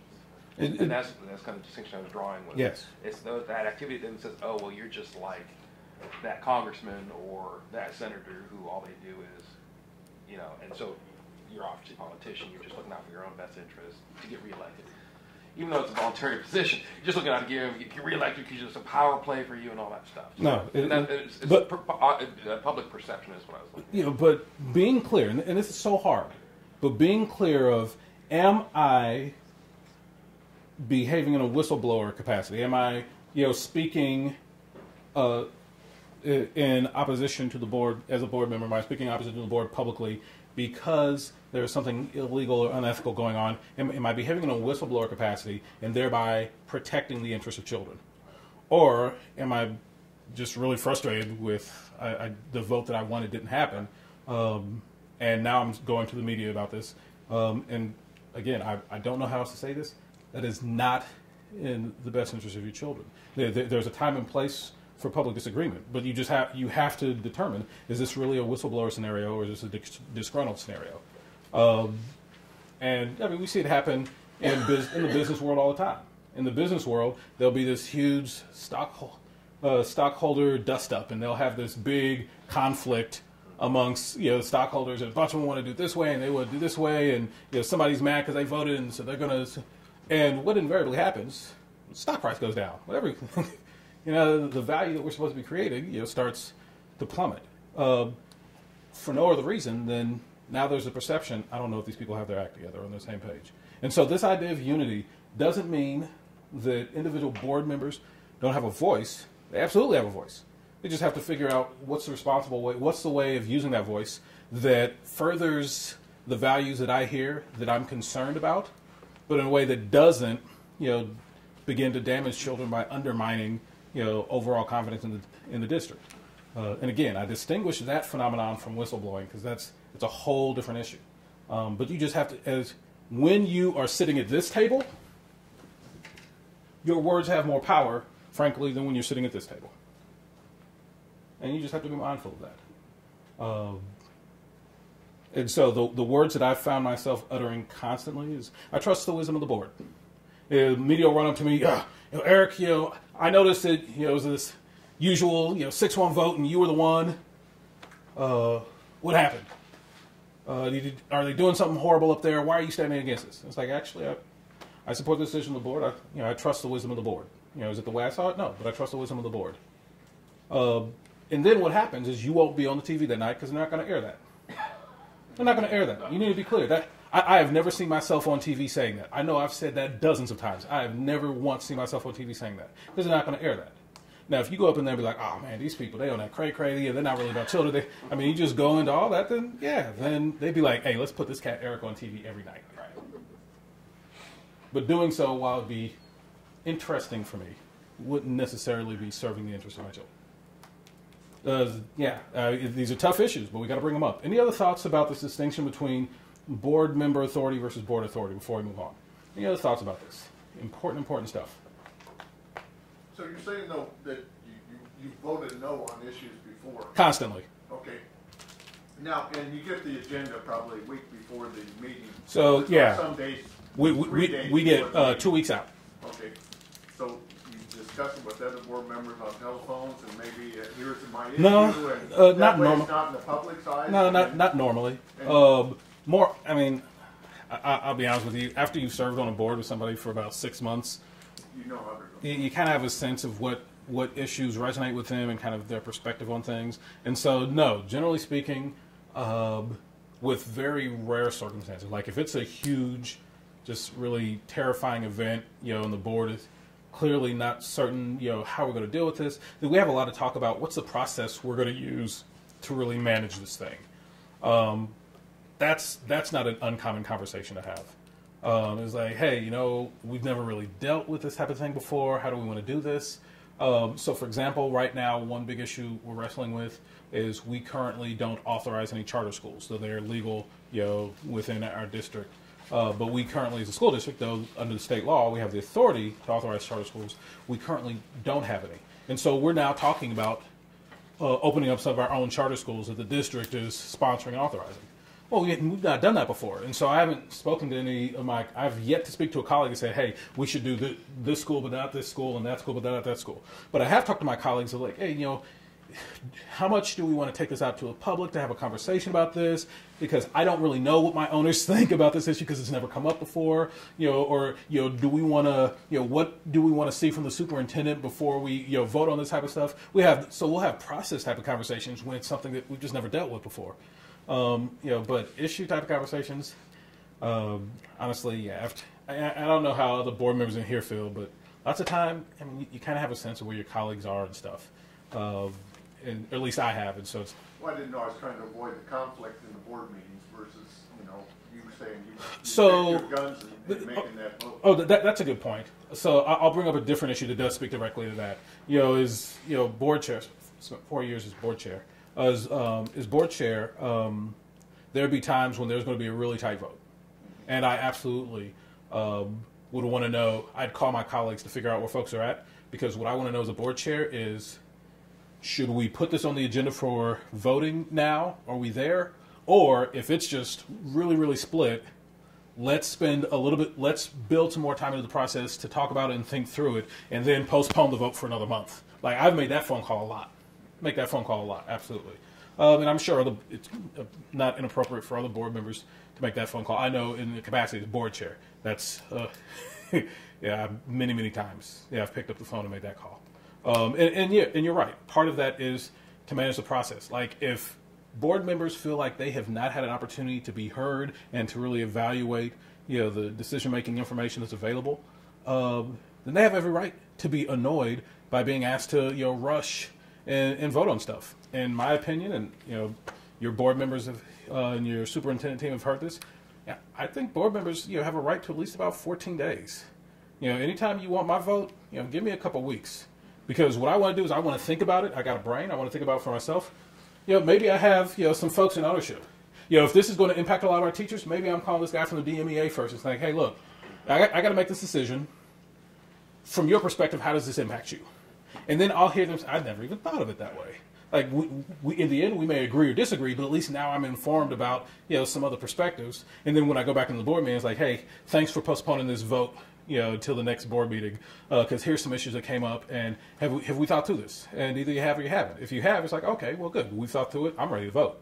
But if you haven't, okay, well, good. Think to it, and then when we come back next time, then we'll be ready to vote. And so it's, a lot of it is just about, a lot of those, conversations for me have been about, the process, and how do we create a process where board members feel like they, they've had a reasonable amount of time. Some board members, you give them 6 months worth of data and they still ain't gonna be ready. Leave them behind. Leadership is about decision making. Policy making is about deciding, and unfortunately there are winners and losers in every decision you make. And so not deciding stuff ain't leadership. That's not appropriate. That's not the role of a board member. So you show up and you're going to have to make decisions on inadequate information. But the function of the board as a whole should be, can we get a reasonable amount of information in a reasonable time in advance to consider this information and go consult with owners prior to having to make a decision? And I think for just ordinary stuff, 14 days is, I think, a bare minimum. For kind of extraordinary stuff that's not usual, that is not ordinary, then you may need 2 or 3 months. And frankly, it puts pressure on the administration. It puts a real value on planning, and having stuff thought out well in advance. And so I would deal with those differently. But board members have a right to have a reasonable amount of information in a reasonable amount of time in advance. And if that's not happening, if you see a majority, if you see 4 members of a board just kind of steamrolling stuff through, that's not okay. That's not okay. Board members, I think, have under state law, they don't really have a right, but I think it's reasonable, that they be afforded, an appropriate amount of time, an appropriate amount of information prior to decision making. And sometimes, them calling each other's, calling their colleagues, is a critical part of that. The only caveat I put on that whole conversation is you do have some laws around public meetings, the kind of sunshine law type stuff. And so, 4 board members getting together for coffee, talking about something, if that is not publicly noticed, you have just violated Iowa State Code. And so that's something to think about as you have some sunshine implications. But that's also why the school district has attorneys, to keep you out of trouble.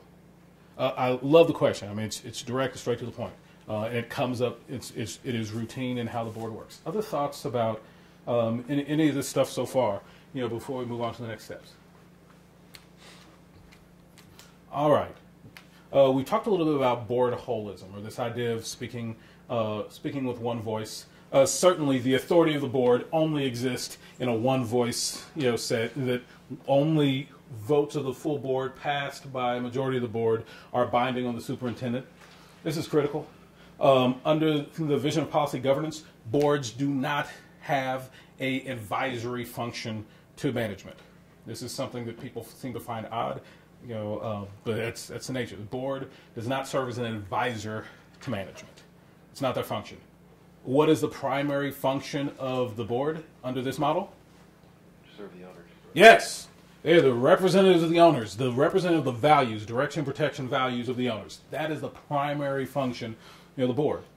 We're going to find out as part of that, the board also monitors the work of the administration to make that trust but verify. Yes, but all that is in service to the owners.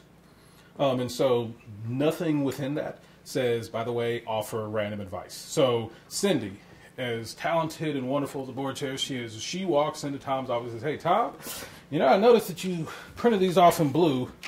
From now on, let's print these off in white. The interesting thing here is that Tom might actually print them off in white. I mean, let's just be honest. If it's simple stuff like that, Tom might actually do that. The problem with Tom doing that, however, is that the next time it ain't going to be about the color of the paper. Yeah. And so board members don't exist to advise management. That's not your job. The board can give direction to management. The board can, provide protections, limitations, is what we'll call them in a little bit, to management, so they can limit the authority of management. They can provide direction, but they don't provide advice. And it's like, well, you might think about doing it this way. And board members certainly have no authority to set limitations on management or to offer direction to management. And it's not the function of board members. It is the function of the board. And so underneath, somebody asked, where are all of these other people? Because you mentioned it. There's a lot of other people involved in the school district, right? Well, they're on here as well. They're on here. But they all, work for this guy. And so you have the entire, org chart, and everybody, and then under there, da-da-da-da-da. All of that reports back to the superintendent. So this entire org chart of all these people, and you identify, like there are vendors, and there's all these people who are kind of, ancillary, to the school district. All of them, if people show up and volunteer, they are in this infrastructure. Obviously not these 7 volunteers. But if people show up and volunteer, they volunteer under the authority of the superintendent. If people are contractors with the district, they're contractors under the authority of the superintendent. If people have a contract for services with the district, they are contractors under the authority of the superintendent. The authority of the school board, under its own policies is written, extends right here. And again, I want to emphasize, under the policies of the board, state law, they can kind of run amok if they wanted to. But what they've done is they've adopted a particular set of policies, and under those policies, it identifies this as the structure. So board members, kind of hopping out here and going around here, they're actually violating the very rules that the board has put in place. Board members do not have the authority to violate board policy. Interestingly enough, who can violate board policy? Owners. Oh. Actually, the board could vote to violate its own policies. Violation if they vote to violate. Right. Yeah. Absolutely. The board can violate board policy. And so if the board decides, so this is a structure that the board has adopted. The board has adopted this structure that says, we work for the owners and we set this policy and direction protection policy, and then the superintendent has to go out and execute in accordance to the policy that we put in place. That whole system of governance, that's what we refer to as policy governance. And that is the system of governance that this board has put in place. I didn't put it in place. No, you put it in place. Actually, I think Connie's the only person on the board who was here when they put it in place. Terry, too. Terry was on the board. How long ago did you put this in place? It was like 2000. During my first term. Yeah, 2006. 2000. Yeah, so this is fairly recent. But they adopted the system of governance that I'm describing. I just wanted to mention, we always had a governance, but when I first got on the board, we never talked about it. I didn't know it existed the first year I was on the board. Yeah. So I'm just saying, people think that we have this new policy governance, and oh my goodness, we were putting it in place. But we have always had a governance. It was just not it was laid out, and you read a lot of the terminology from 2003, and it's very similar, but it's much better laid out and defined. Well, and it's made it more efficient, because I do remember in the 1980s, board meetings going until midnight quite regularly, I think. I think they did. Before mine. When I first got out, every single decision you talk about, there wasn't an agenda of consent. It was discussion of every piece of business. Every little detail. And so when you There was So- green beans. Wow, this is like... And this is, it was a big board back then, big district back then. And here's the thing. Remember, we just go back to what I said earlier. The job of the board is to grab the values from the owners, values related to direction and protection. And you can spend as much time as you want on direction. You can spend as much time as you want on protection. But every minute spent on direction is a moment not spent on protection, and every moment spent on protection is a moment not spent on direction. So when you have these midnight boards, I have yet in life to come across a board that was there till midnight because they were talking about direction. I've never had that experience. I have never, ever had that experience. The midnight boards is like just an immediate indicator. They're checking, yeah, nah, this ain't a raised seal, y'all. They're checking the certificate. They're looking at the papers. Now that this ink, this is not the shade of blue that they actually use for the certificate. I think it's a forgery. We need to call down to a that conversation. That takes you until midnight to have. I mean, it really does. And if you were concerned that your superintendent is a criminal, then you probably would spend until midnight checking things out and fact checking to make sure that you're protecting your children. But if you have no reason to believe that your superintendent is a criminal, then you're spending a lot of time on protection. And the only question is that what your owners want? Do they want a 90-10 split, focus on protection, 10% worry about are the children graduating, are the children more literate, are the children more numerate, are the children high achieving, critical thinkers? All of those things get set aside, in lieu of, protections, discussions. But yeah, I've never ever heard of a midnight discussion that involved direction. Yeah, love bringing that up. And it's great that that's not the case. It's great that that's not the case because boards don't do their best work at midnight. I know this will sound as a shock. I know this will come as a shock to you. It's my observation, boards do not do their best work at midnights. Generally speaking, you get outside of about 3-4 hours and like the intellectual competence of the room, you can almost just watch it decline, as the conversation continues. And then you get people bickering and talking past each other, not really hearing each other anymore. So yeah, anything that lasts that kind of length of time, I'd question, is this system of governance, really helping us meet either our direction or our protection interests at that point? No, great points to bring up. And so yeah, everybody else in the institution, falls down here. And here, get things done. That's the level it happens. You can do a survey, you can pull out your phones, you can Google it right now. The number one most important element that school districts control that impacts achievement is what?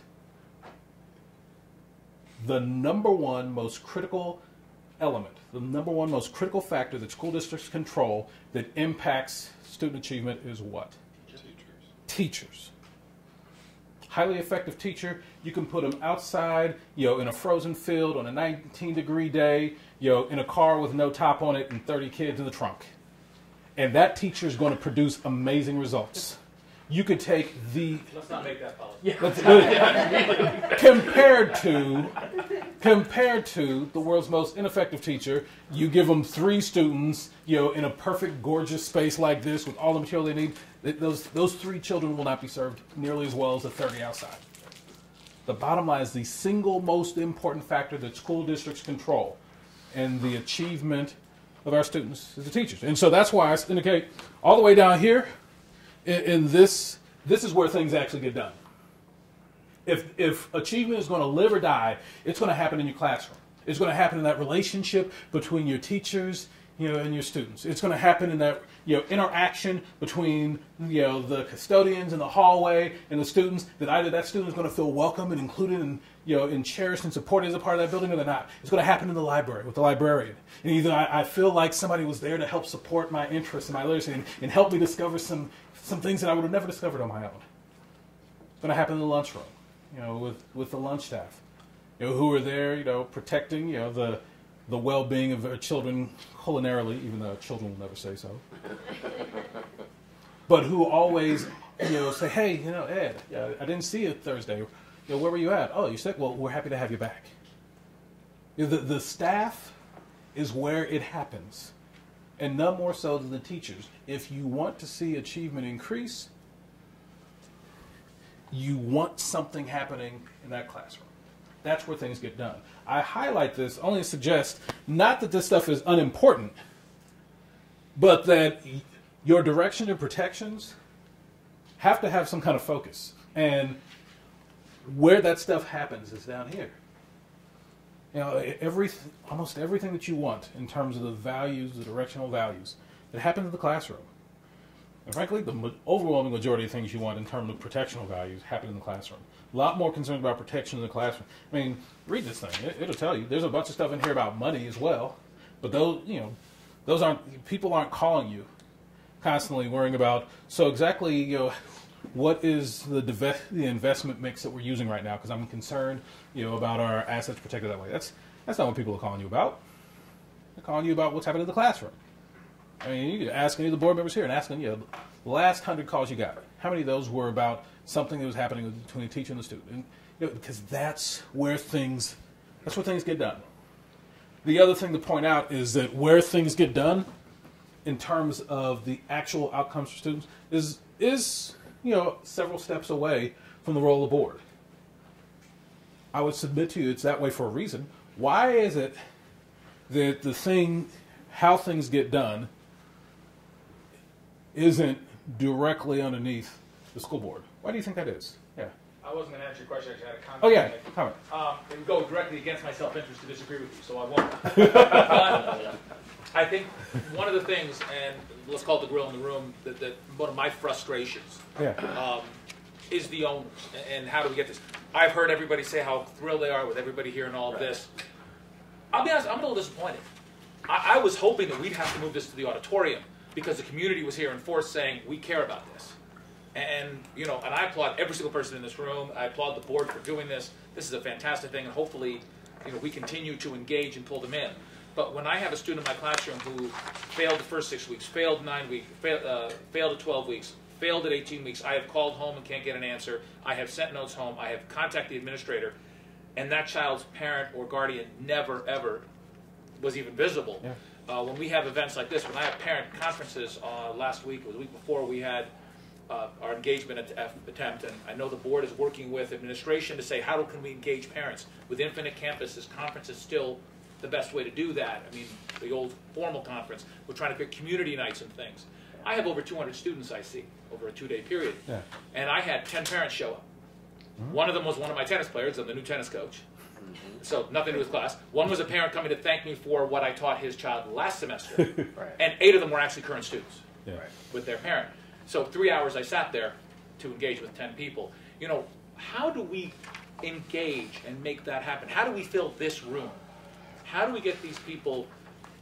Because we are the gatekeepers of civil society. If these children don't come out educated, all the dominoes fall. And we need to engage and get parents involved. I agree with you, what happens in the classroom is the key. But without support at home and without the owner's involvement, we can't do our job right. No one's going to disagree that it makes it absurdly difficult, for teachers to do their job if there are no other systems in place outside of your classroom to support what's happening inside your classroom.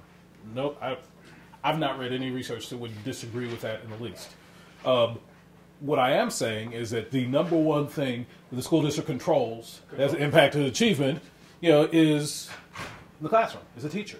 Is the teacher. The books is not going to, make or break you. The curriculum that you choose, as long as it's a reasonable one, it's not going to make or break you. The color of the lights, the size of, all these details, that's not going to make or break you. What's going to make or break you? Instruction. And I know this is, this is unpopular to say, but the quality of teacher, way more impactful on achievement to the size of the class. If I personally, as a parent, had to choose a more effective teacher with a larger class or a less effective teacher with a smaller class, I know which one of those I want my kid in. And I think most parents know which one of those you want your kid in.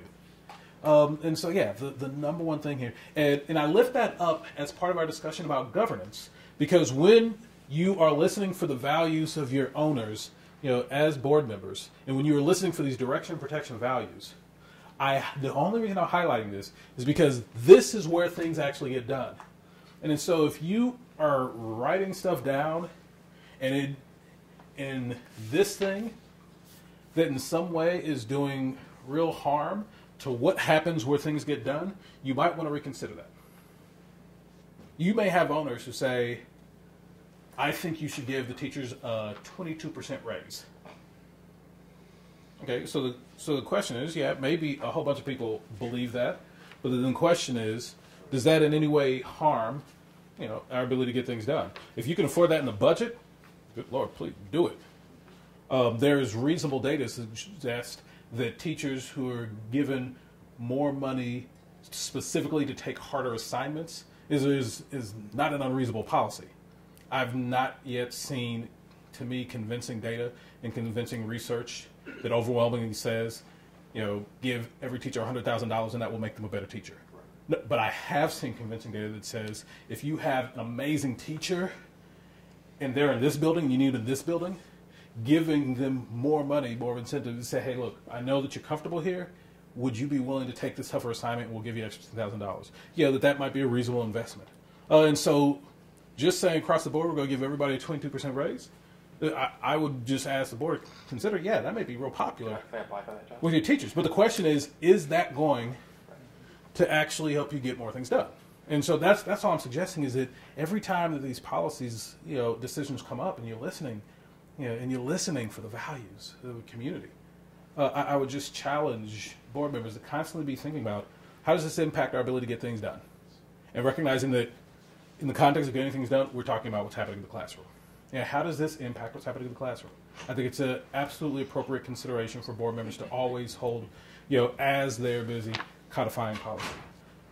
Board members, because your fundamental orientation is that you are in service to the owners, you may be aware of a rock star teacher out there that is just absolutely fabulous. And you think they'd be great in your classroom. So as a board member, what would you do? Recommend them to the superintendent. You could recommend them to the superintendent. As a board member, what would you do? Yeah. You tell them about the positive benefits of working at the Des Moines Public Schools, living in Des Moines, the great benefits that you receive, the salary that you receive here at Des Moines Public Schools, the great staff that you would work with and collaborate with. Yeah, you'd absolutely do a sales job for the school district. Yes. As a board member, what would you do? This absolutely phenomenal teacher that you run across, that you know about because of your connection to ownership, what would you do? Get them into the district. How would you do that? Make sure that the superintendent's aware of them. Tell them go to the website and apply for every other teacher does. So I'm pretty impressed, our board members, because they know this stuff. Yeah. So the most correct answer is exactly, if you need a clinic on this, go hang out with Sweeney for a few minutes at the break. The first and foremost thing you do, you'd absolutely tell them about the amazing things that are happening here and why, a career here in Des Moines Public Schools is really going to be great for them, and how if they have, a passion, for being a contribution, to the children in this community, that there's no better place to do that. There's no better place to fulfill, that burning desire to serve, than right here. And on top of that, we're going to help you take care of your family, because we've got this great benefits package. We've got all these other things. And so if you're interested, here's the website. Go apply. Here's the website. Go apply. What I would not encourage you to do is email Tom. Hey, Tom, Susan is a rock star. You know what to do, bud. I would not encourage that. And I would not encourage it for several reasons, but I'd like to hear from you. Why might I not encourage that?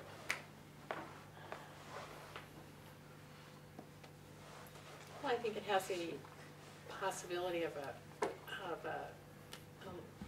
preference or favoritism or something like that. So certainly there's questions about, potential, like if it's your cousin, like if it's my cousin Susan, Tom, my cousin Susan's awesome, look this up. Yeah, so it definitely carries with it some of the concern, about, nepotism or any kind of ethics stuff. What are other reasons that contacting the superintendent saying, hey, might not be the ideal scenario? I would say as much as that request is not binding, there's still a relationship there between individual board members and the superintendent. The superintendent has things on his agenda that he needs to get done, he doesn't want to upset board members, so there's going to be a little pressure there, even if it's not legal pressure. You're creating a conflict of interest. Yeah. So certainly, my brother is one of my brothers is a colonel in the Marine Corps, and the way I've heard him describe it is that advice from above is indistinguishable from a command. Mm-hmm. Advice from above. Your boss walks into your office like, Jason, I like the way you have your desk organized. Have you ever thought about organizing like this instead? And then your boss walks away. Has your boss given you a direct order? How is your desk going to be organized when your boss comes back? Right. So I would just invite you to consider that advice from above is indistinguishable from a command. And so because we know from this that an individual board member can't give a command to the superintendent, now you have violated board policy. So unless you have something, in your policies that say, here's the framework by which board members, suggest personnel hires to the superintendent, unless that exists in the policy, and I've looked at the policy manual, but I could have missed it, so it could be in here, but it's not in there. So unless that's in there, you've just violated board policy. So here's the real reason not to do it: you're violating board policy. If the board wants to do things a different way, the board has the power to alter its policies to have that be the way it's done. But unless you do so, then you're violating board policy. Similarly, board members, kind of tiptoeing past here and going down to a principal. Hey, principal, I got this amazing teacher for you. And you want to check this person out. Well, the reason not to do it, you just violated board policy. And so now you've, come all the way out here, you've bypassed the sanctity of all this, and you've decided to go straight down here. And why might it matter if board members honor the policy that the board has set? Why might this be an important phenomenon for board members to honor board policy? Sets the tone. What do you mean by sets the tone? So if one person, it's the culture, I guess, that you guys have within your board and respecting the policies. If one person isn't doing it and keeps doing their own thing, then others like, oh, well, why is he or she doing that? Maybe I can too. So then it might change the dynamics of the board, which can lead to a bad situation. Why might it be important for, I love it, by the way, love it. Why might it be important for board members to follow board policy? Other thoughts? So the board sets a set of rules. The superintendent didn't put these rules in place. The board put these rules in place. Since the board can change these, why might it be important for the board members to follow board policy? Unity? Unity. What do you mean by unity?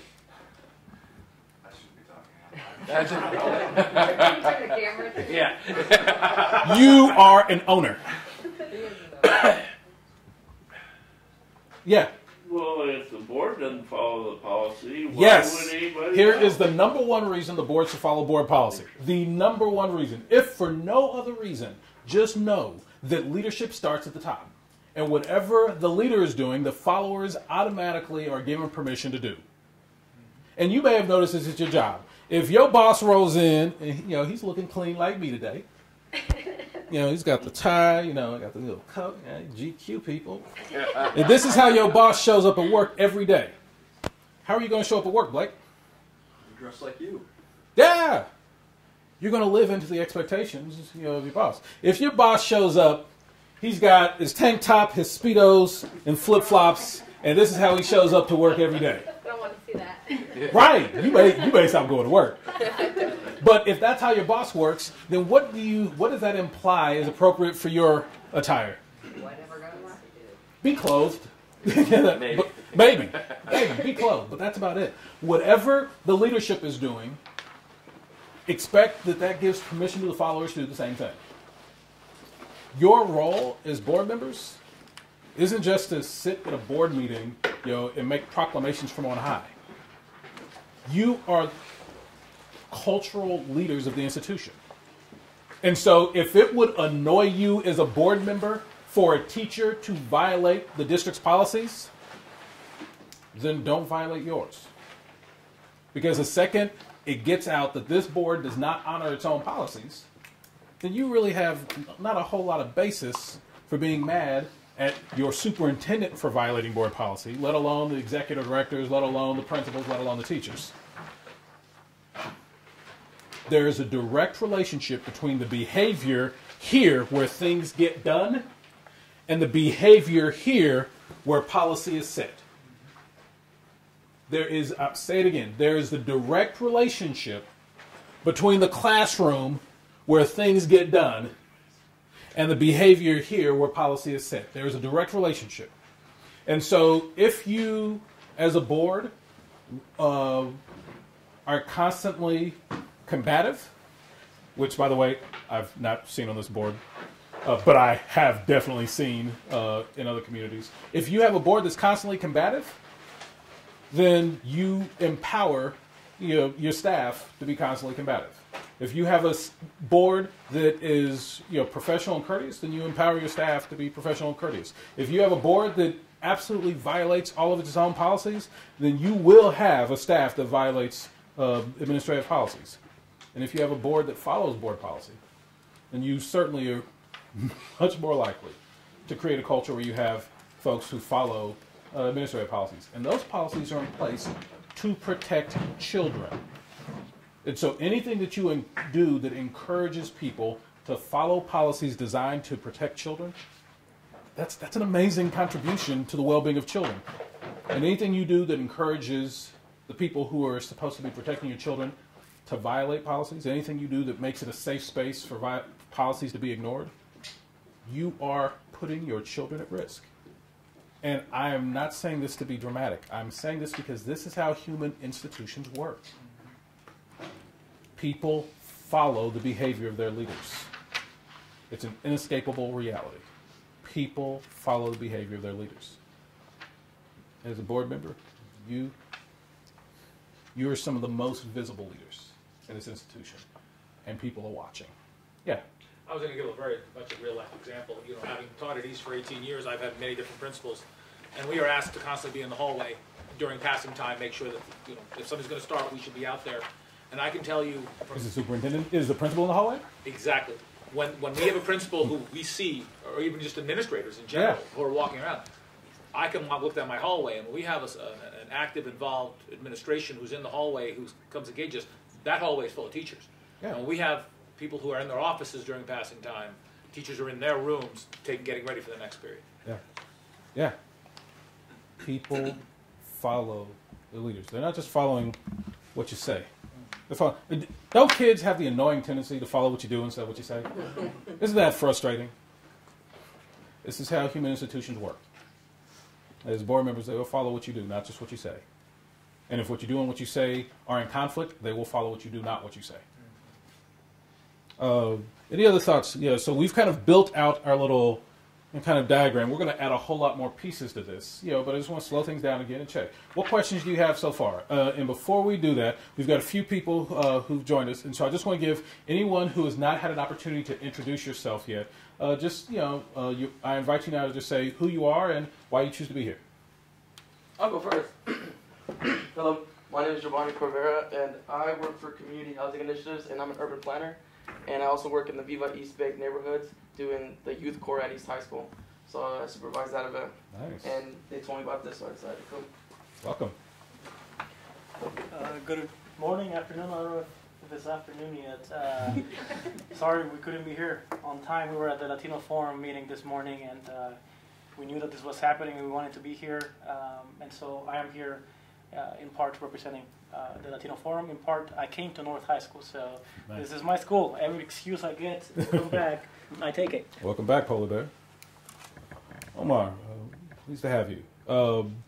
So, what questions do you have about anything that we've gone over so far? Lots of stuff, but any questions that pop into your mind at any point, today is the day to ask them. There's really nothing here is off limits. Anything so far before we continue? All right. Remember, I kept saying trust but verify. So the question is, how does the board go about verifying? The term that we use, in the policy governance world is monitoring. So essentially what you're doing is you put in place a set of policies, and then you come back and you monitor, have those policies really been implemented? Do these policies represent what's actually happening on the ground? And so The owners express their values around direction and protection. The board listens to those, and in service to the owners, the board codifies those into a policy manual. They hire a superintendent and evaluate a superintendent, but they evaluate the superintendent based on the superintendent's adherence to the direction and protection policies. And so they're not evaluating the superintendent based on, do I like the superintendent? It's not really relevant. Do I like how the superintendent dresses? Not really relevant. Do I like the superintendent's wife? Not really relevant. Do I like the superintendent's initiatives this year? Not really relevant. Do I like the textbook the superintendent used? Not really relevant. What's relevant is, did the superintendent get us closer to in the direction that we wanted to go? And did the superintendent avoid violating any of the limitations, the protections that we put in place? That's what you're evaluating the superintendent on. I mean, what the superintendent does, we refer to those as means. Where the superintendent is going, we refer to those as ends. And so you're going to hear this come up a lot. This distinction between the ends of a district and the means of a district. And so what the board puts in place in terms of its direction policy, those are end result policies. They describe what are the end results for student achievement that we want. And we're going to spend a lot more time delving into that this afternoon. What are the end results that we want for our children? The means of a district is how do we get those end results? Basically, anything that isn't an end result is a means. It's the easiest definition.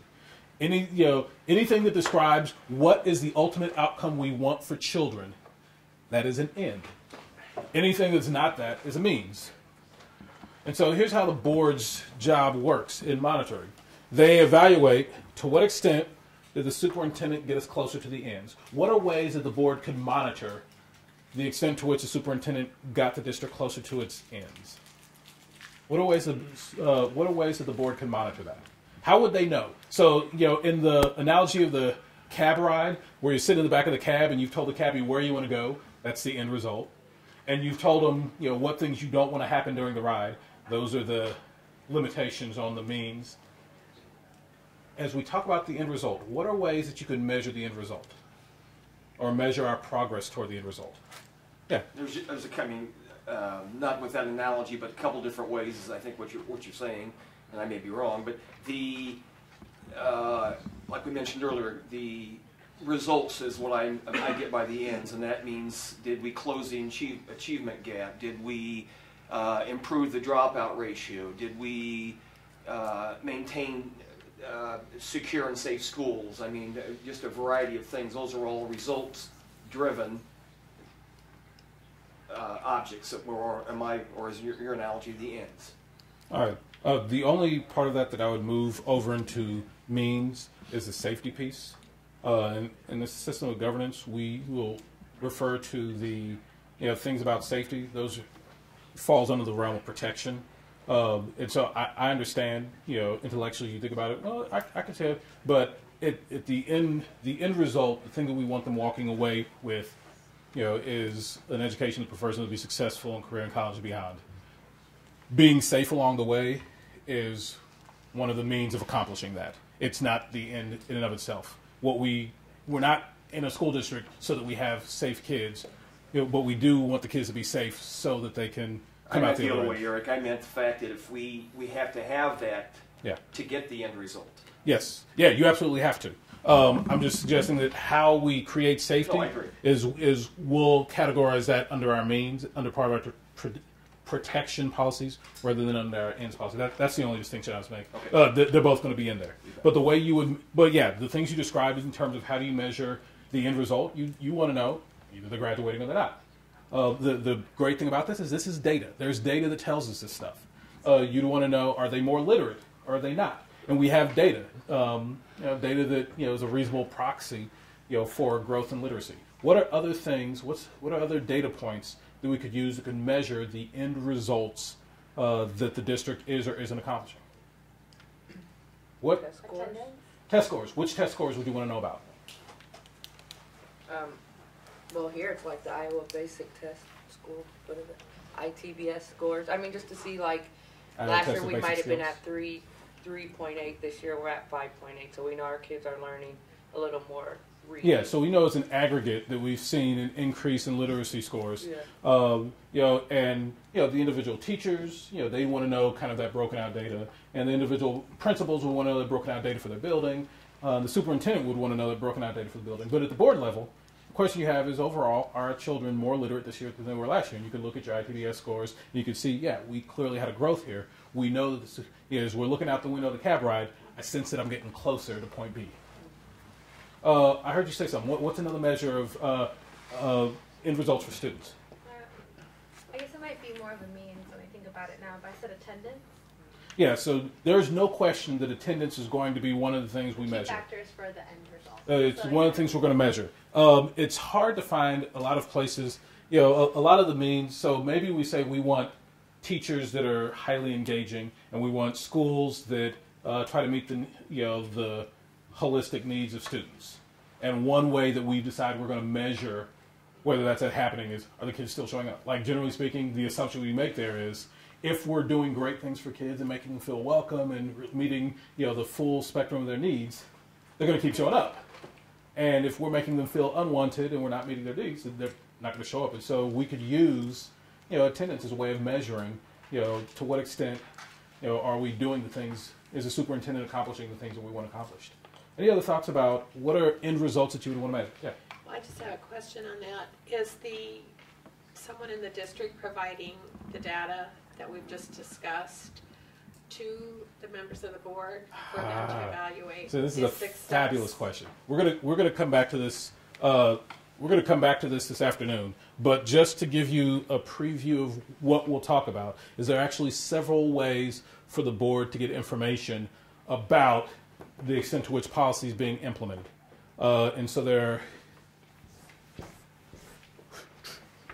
Everyone? Aha. Uh-oh, I missed something. There we go. We'll fill this in later. But basically, what you're asking, yes, there are internal reports. And this is reports from the superintendent, the administration. There are external reports. What's an example of an external report that the board gets every year? Test scores. Definitely is a report that's from outside of, you know, the state provides that back. It's not something that's derived from the administration. Any other examples of something that's external report that the board receives every year? Yeah. College readiness scores? Yeah, you'll get those back from the state. You know, those are a little bit more based on data that the district submits to the state and then the state sends back. But so certainly the state reports that, but I'd say that's kind of fuzzy. That's kind of a blend here of internal, external. Any other thoughts about reports that the board gets from external about any aspect of the district? Yeah. Juvenile detention rates? I'm thinking, you know, kids that go into the system. You know, yeah, so that's data that would definitely come back, you know, from the state or the county, whichever correctional system. You know, so internal, external reports, and the final way that the board has of getting information called direct. And that's where the board members themselves just walk on over and see it. They do a direct inspection. So you can have an internal report that's coming from the administration. You can have an external report that's coming from outside the administration. You can have a direct report. Direct inspection, and that's where the board members are going up and just looking and seeing something themselves. Only the board has the authority, you know, to call for a report. So board members, you know, don't have the authority to go up and do a direct inspection of them just willy-nilly. The board can say, the way we want to evaluate, the way we want to monitor this is through a direct inspection, so we're going to invite the board members to go and look at this. A common practice is board members doing school visits. It's a great, I think it's a fabulous example of direct inspection, where the board members just go to the schools, you know, they just kind of tour and, you know, see they aren't giving direction, they aren't making a bunch of comments, they're not, you know, up there doing 20 questions with the staff. They're just, you know, kind of visually seeing to what extent does it, you know, do I generally observe that the policies I know that are in place are being honored here. Like if I'm at a school and I see, you know, a teacher dragging a kid down the hall in a headlock, I've just directly inspected something that I know is a violation of policy. And then I would report that back to the superintendent. I'd protect the child in the moment, but I'd report that back to the superintendent.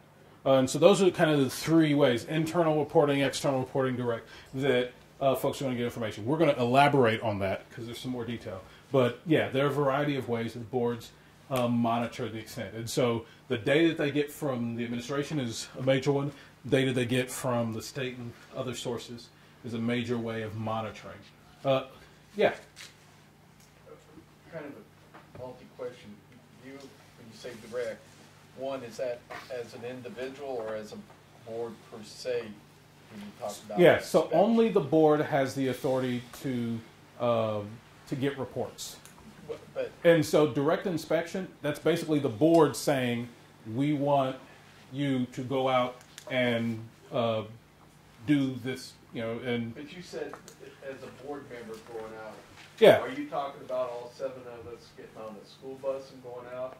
That's one way you could do it, but no, generally speaking, it's just one or two or three who are going. The problem is getting all 7 of you on is you need to notice that up as a public meeting.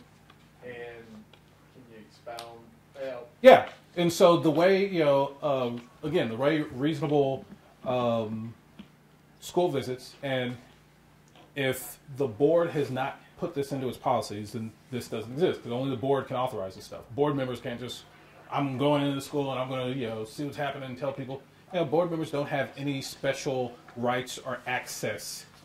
Let's clarify this.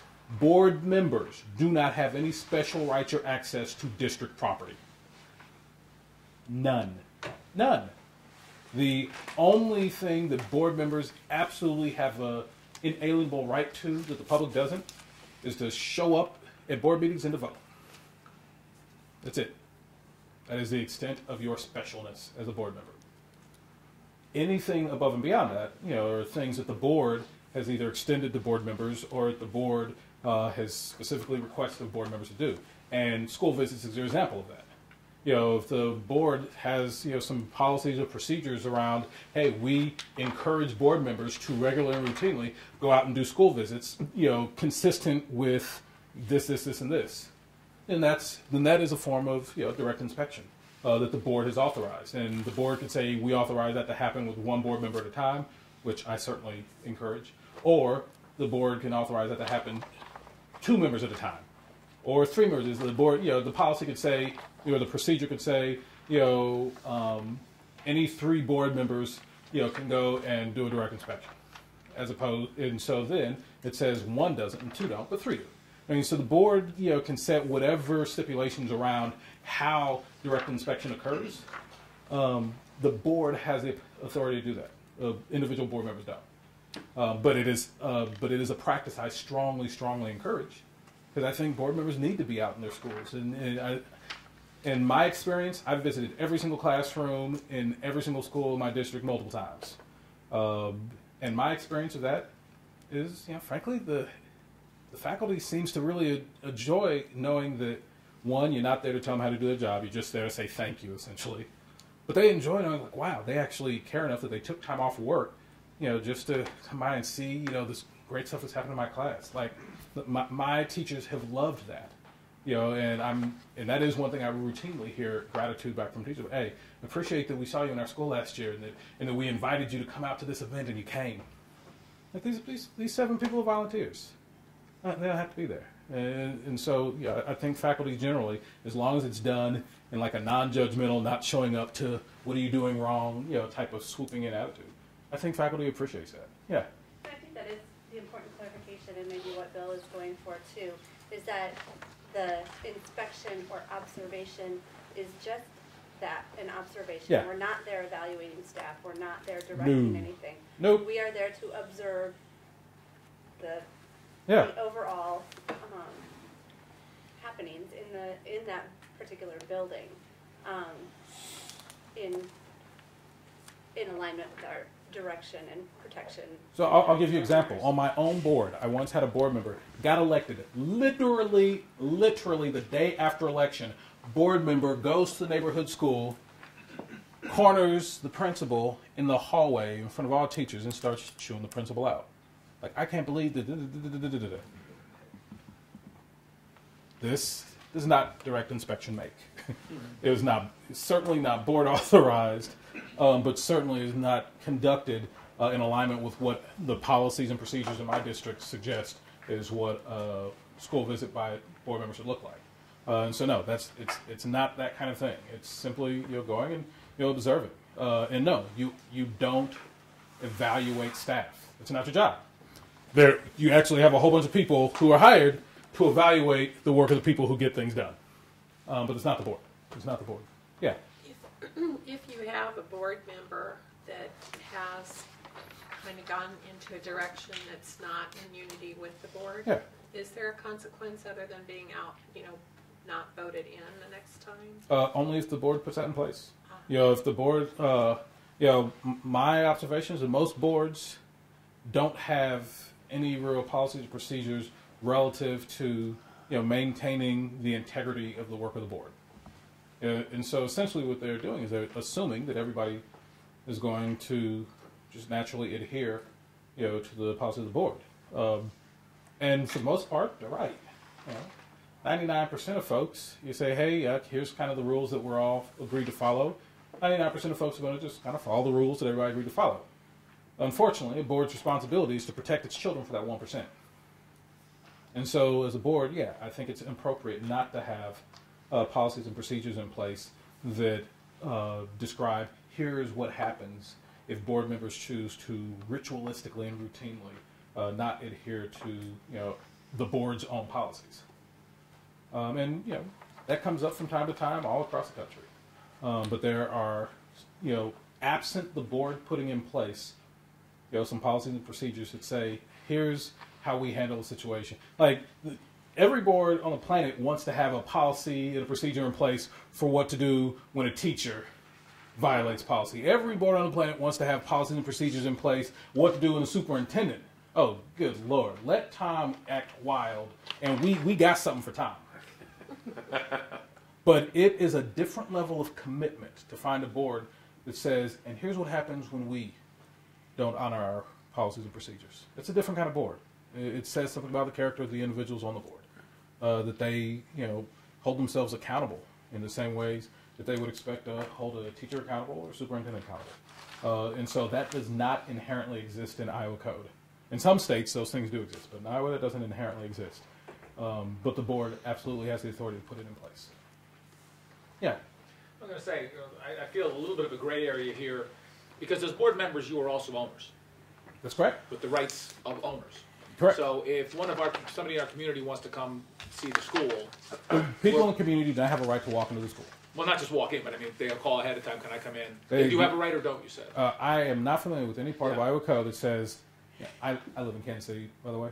I'm not familiar with any part of Iowa code that says I can show up at a school and be expected to be allowed in and to walk around. There's no. Right, no, I don't. But I mean, if I call ahead of time, if somebody in the if I call ahead of time and say, "Hey, Mr. Principal, I'd like to walk around the school," you go be like, "Do you have kids here?" Like, no. He's like, "I need you to call Tom." Right. Okay. The principal is not allowed. The principal is not required. Let me be clear.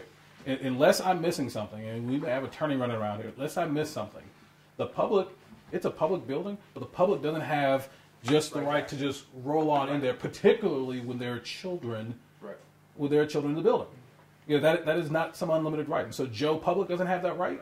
And so certainly board members don't have that right. Now the board as a whole, if it extends that right to board members, it absolutely has that right. And the principal is given a certain amount of autonomy in most districts, to decide who's coming and who's going. The superintendent certainly has a great degree of that, and you actually have administrative policies in place that govern a lot of this stuff. And so it's not a crapshoot. But to be clear, no, Joe Blow does not have some inalienable right to roll up in your schools. Right. It doesn't exist. That wasn't a great example. I guess maybe my question more is this, and that is that as a board member, are there any limitations on you? Because as a board member, you obviously represent all the owners. Good question. That's kind of was the direction I was going. It was a poor example, but yeah, because now the owners have certain rights. Yeah. I'm assuming you don't sacrifice any of those rights as a board member, but are there different requirements on you because you're a board member versus just another owner? And so the direct answer is no. You don't sacrifice any rights by becoming a board member. You have the same freedom of movement and freedom of engagement that any member of the public would. You retain that. It's a right. Whatever the guy on the street has, you have that too. So you don't lose that. What you do lose is you are no longer a civilian. And so when I walk into the building and I see Jason, you know, one of our staff was like, Jason, you know, your hair's a little bit long, you know, for what we normally allow in this district. You might want to, you know, something. And then I walk away. As, you know, Joe Blow off the street, I said to Jason, he'd be like, who let the freak in the building? But as a board member, I say that to him. Jason might have some real questions about, hold on, am I violating board policy? You know, am I going to be reprimanded for it didn't sound like advice. It sounded like a command. And so because of your role in the administration, you absolutely, you're not a civilian anymore. And so I believe that board members, no, you don't lose your basic rights. You have the same rights.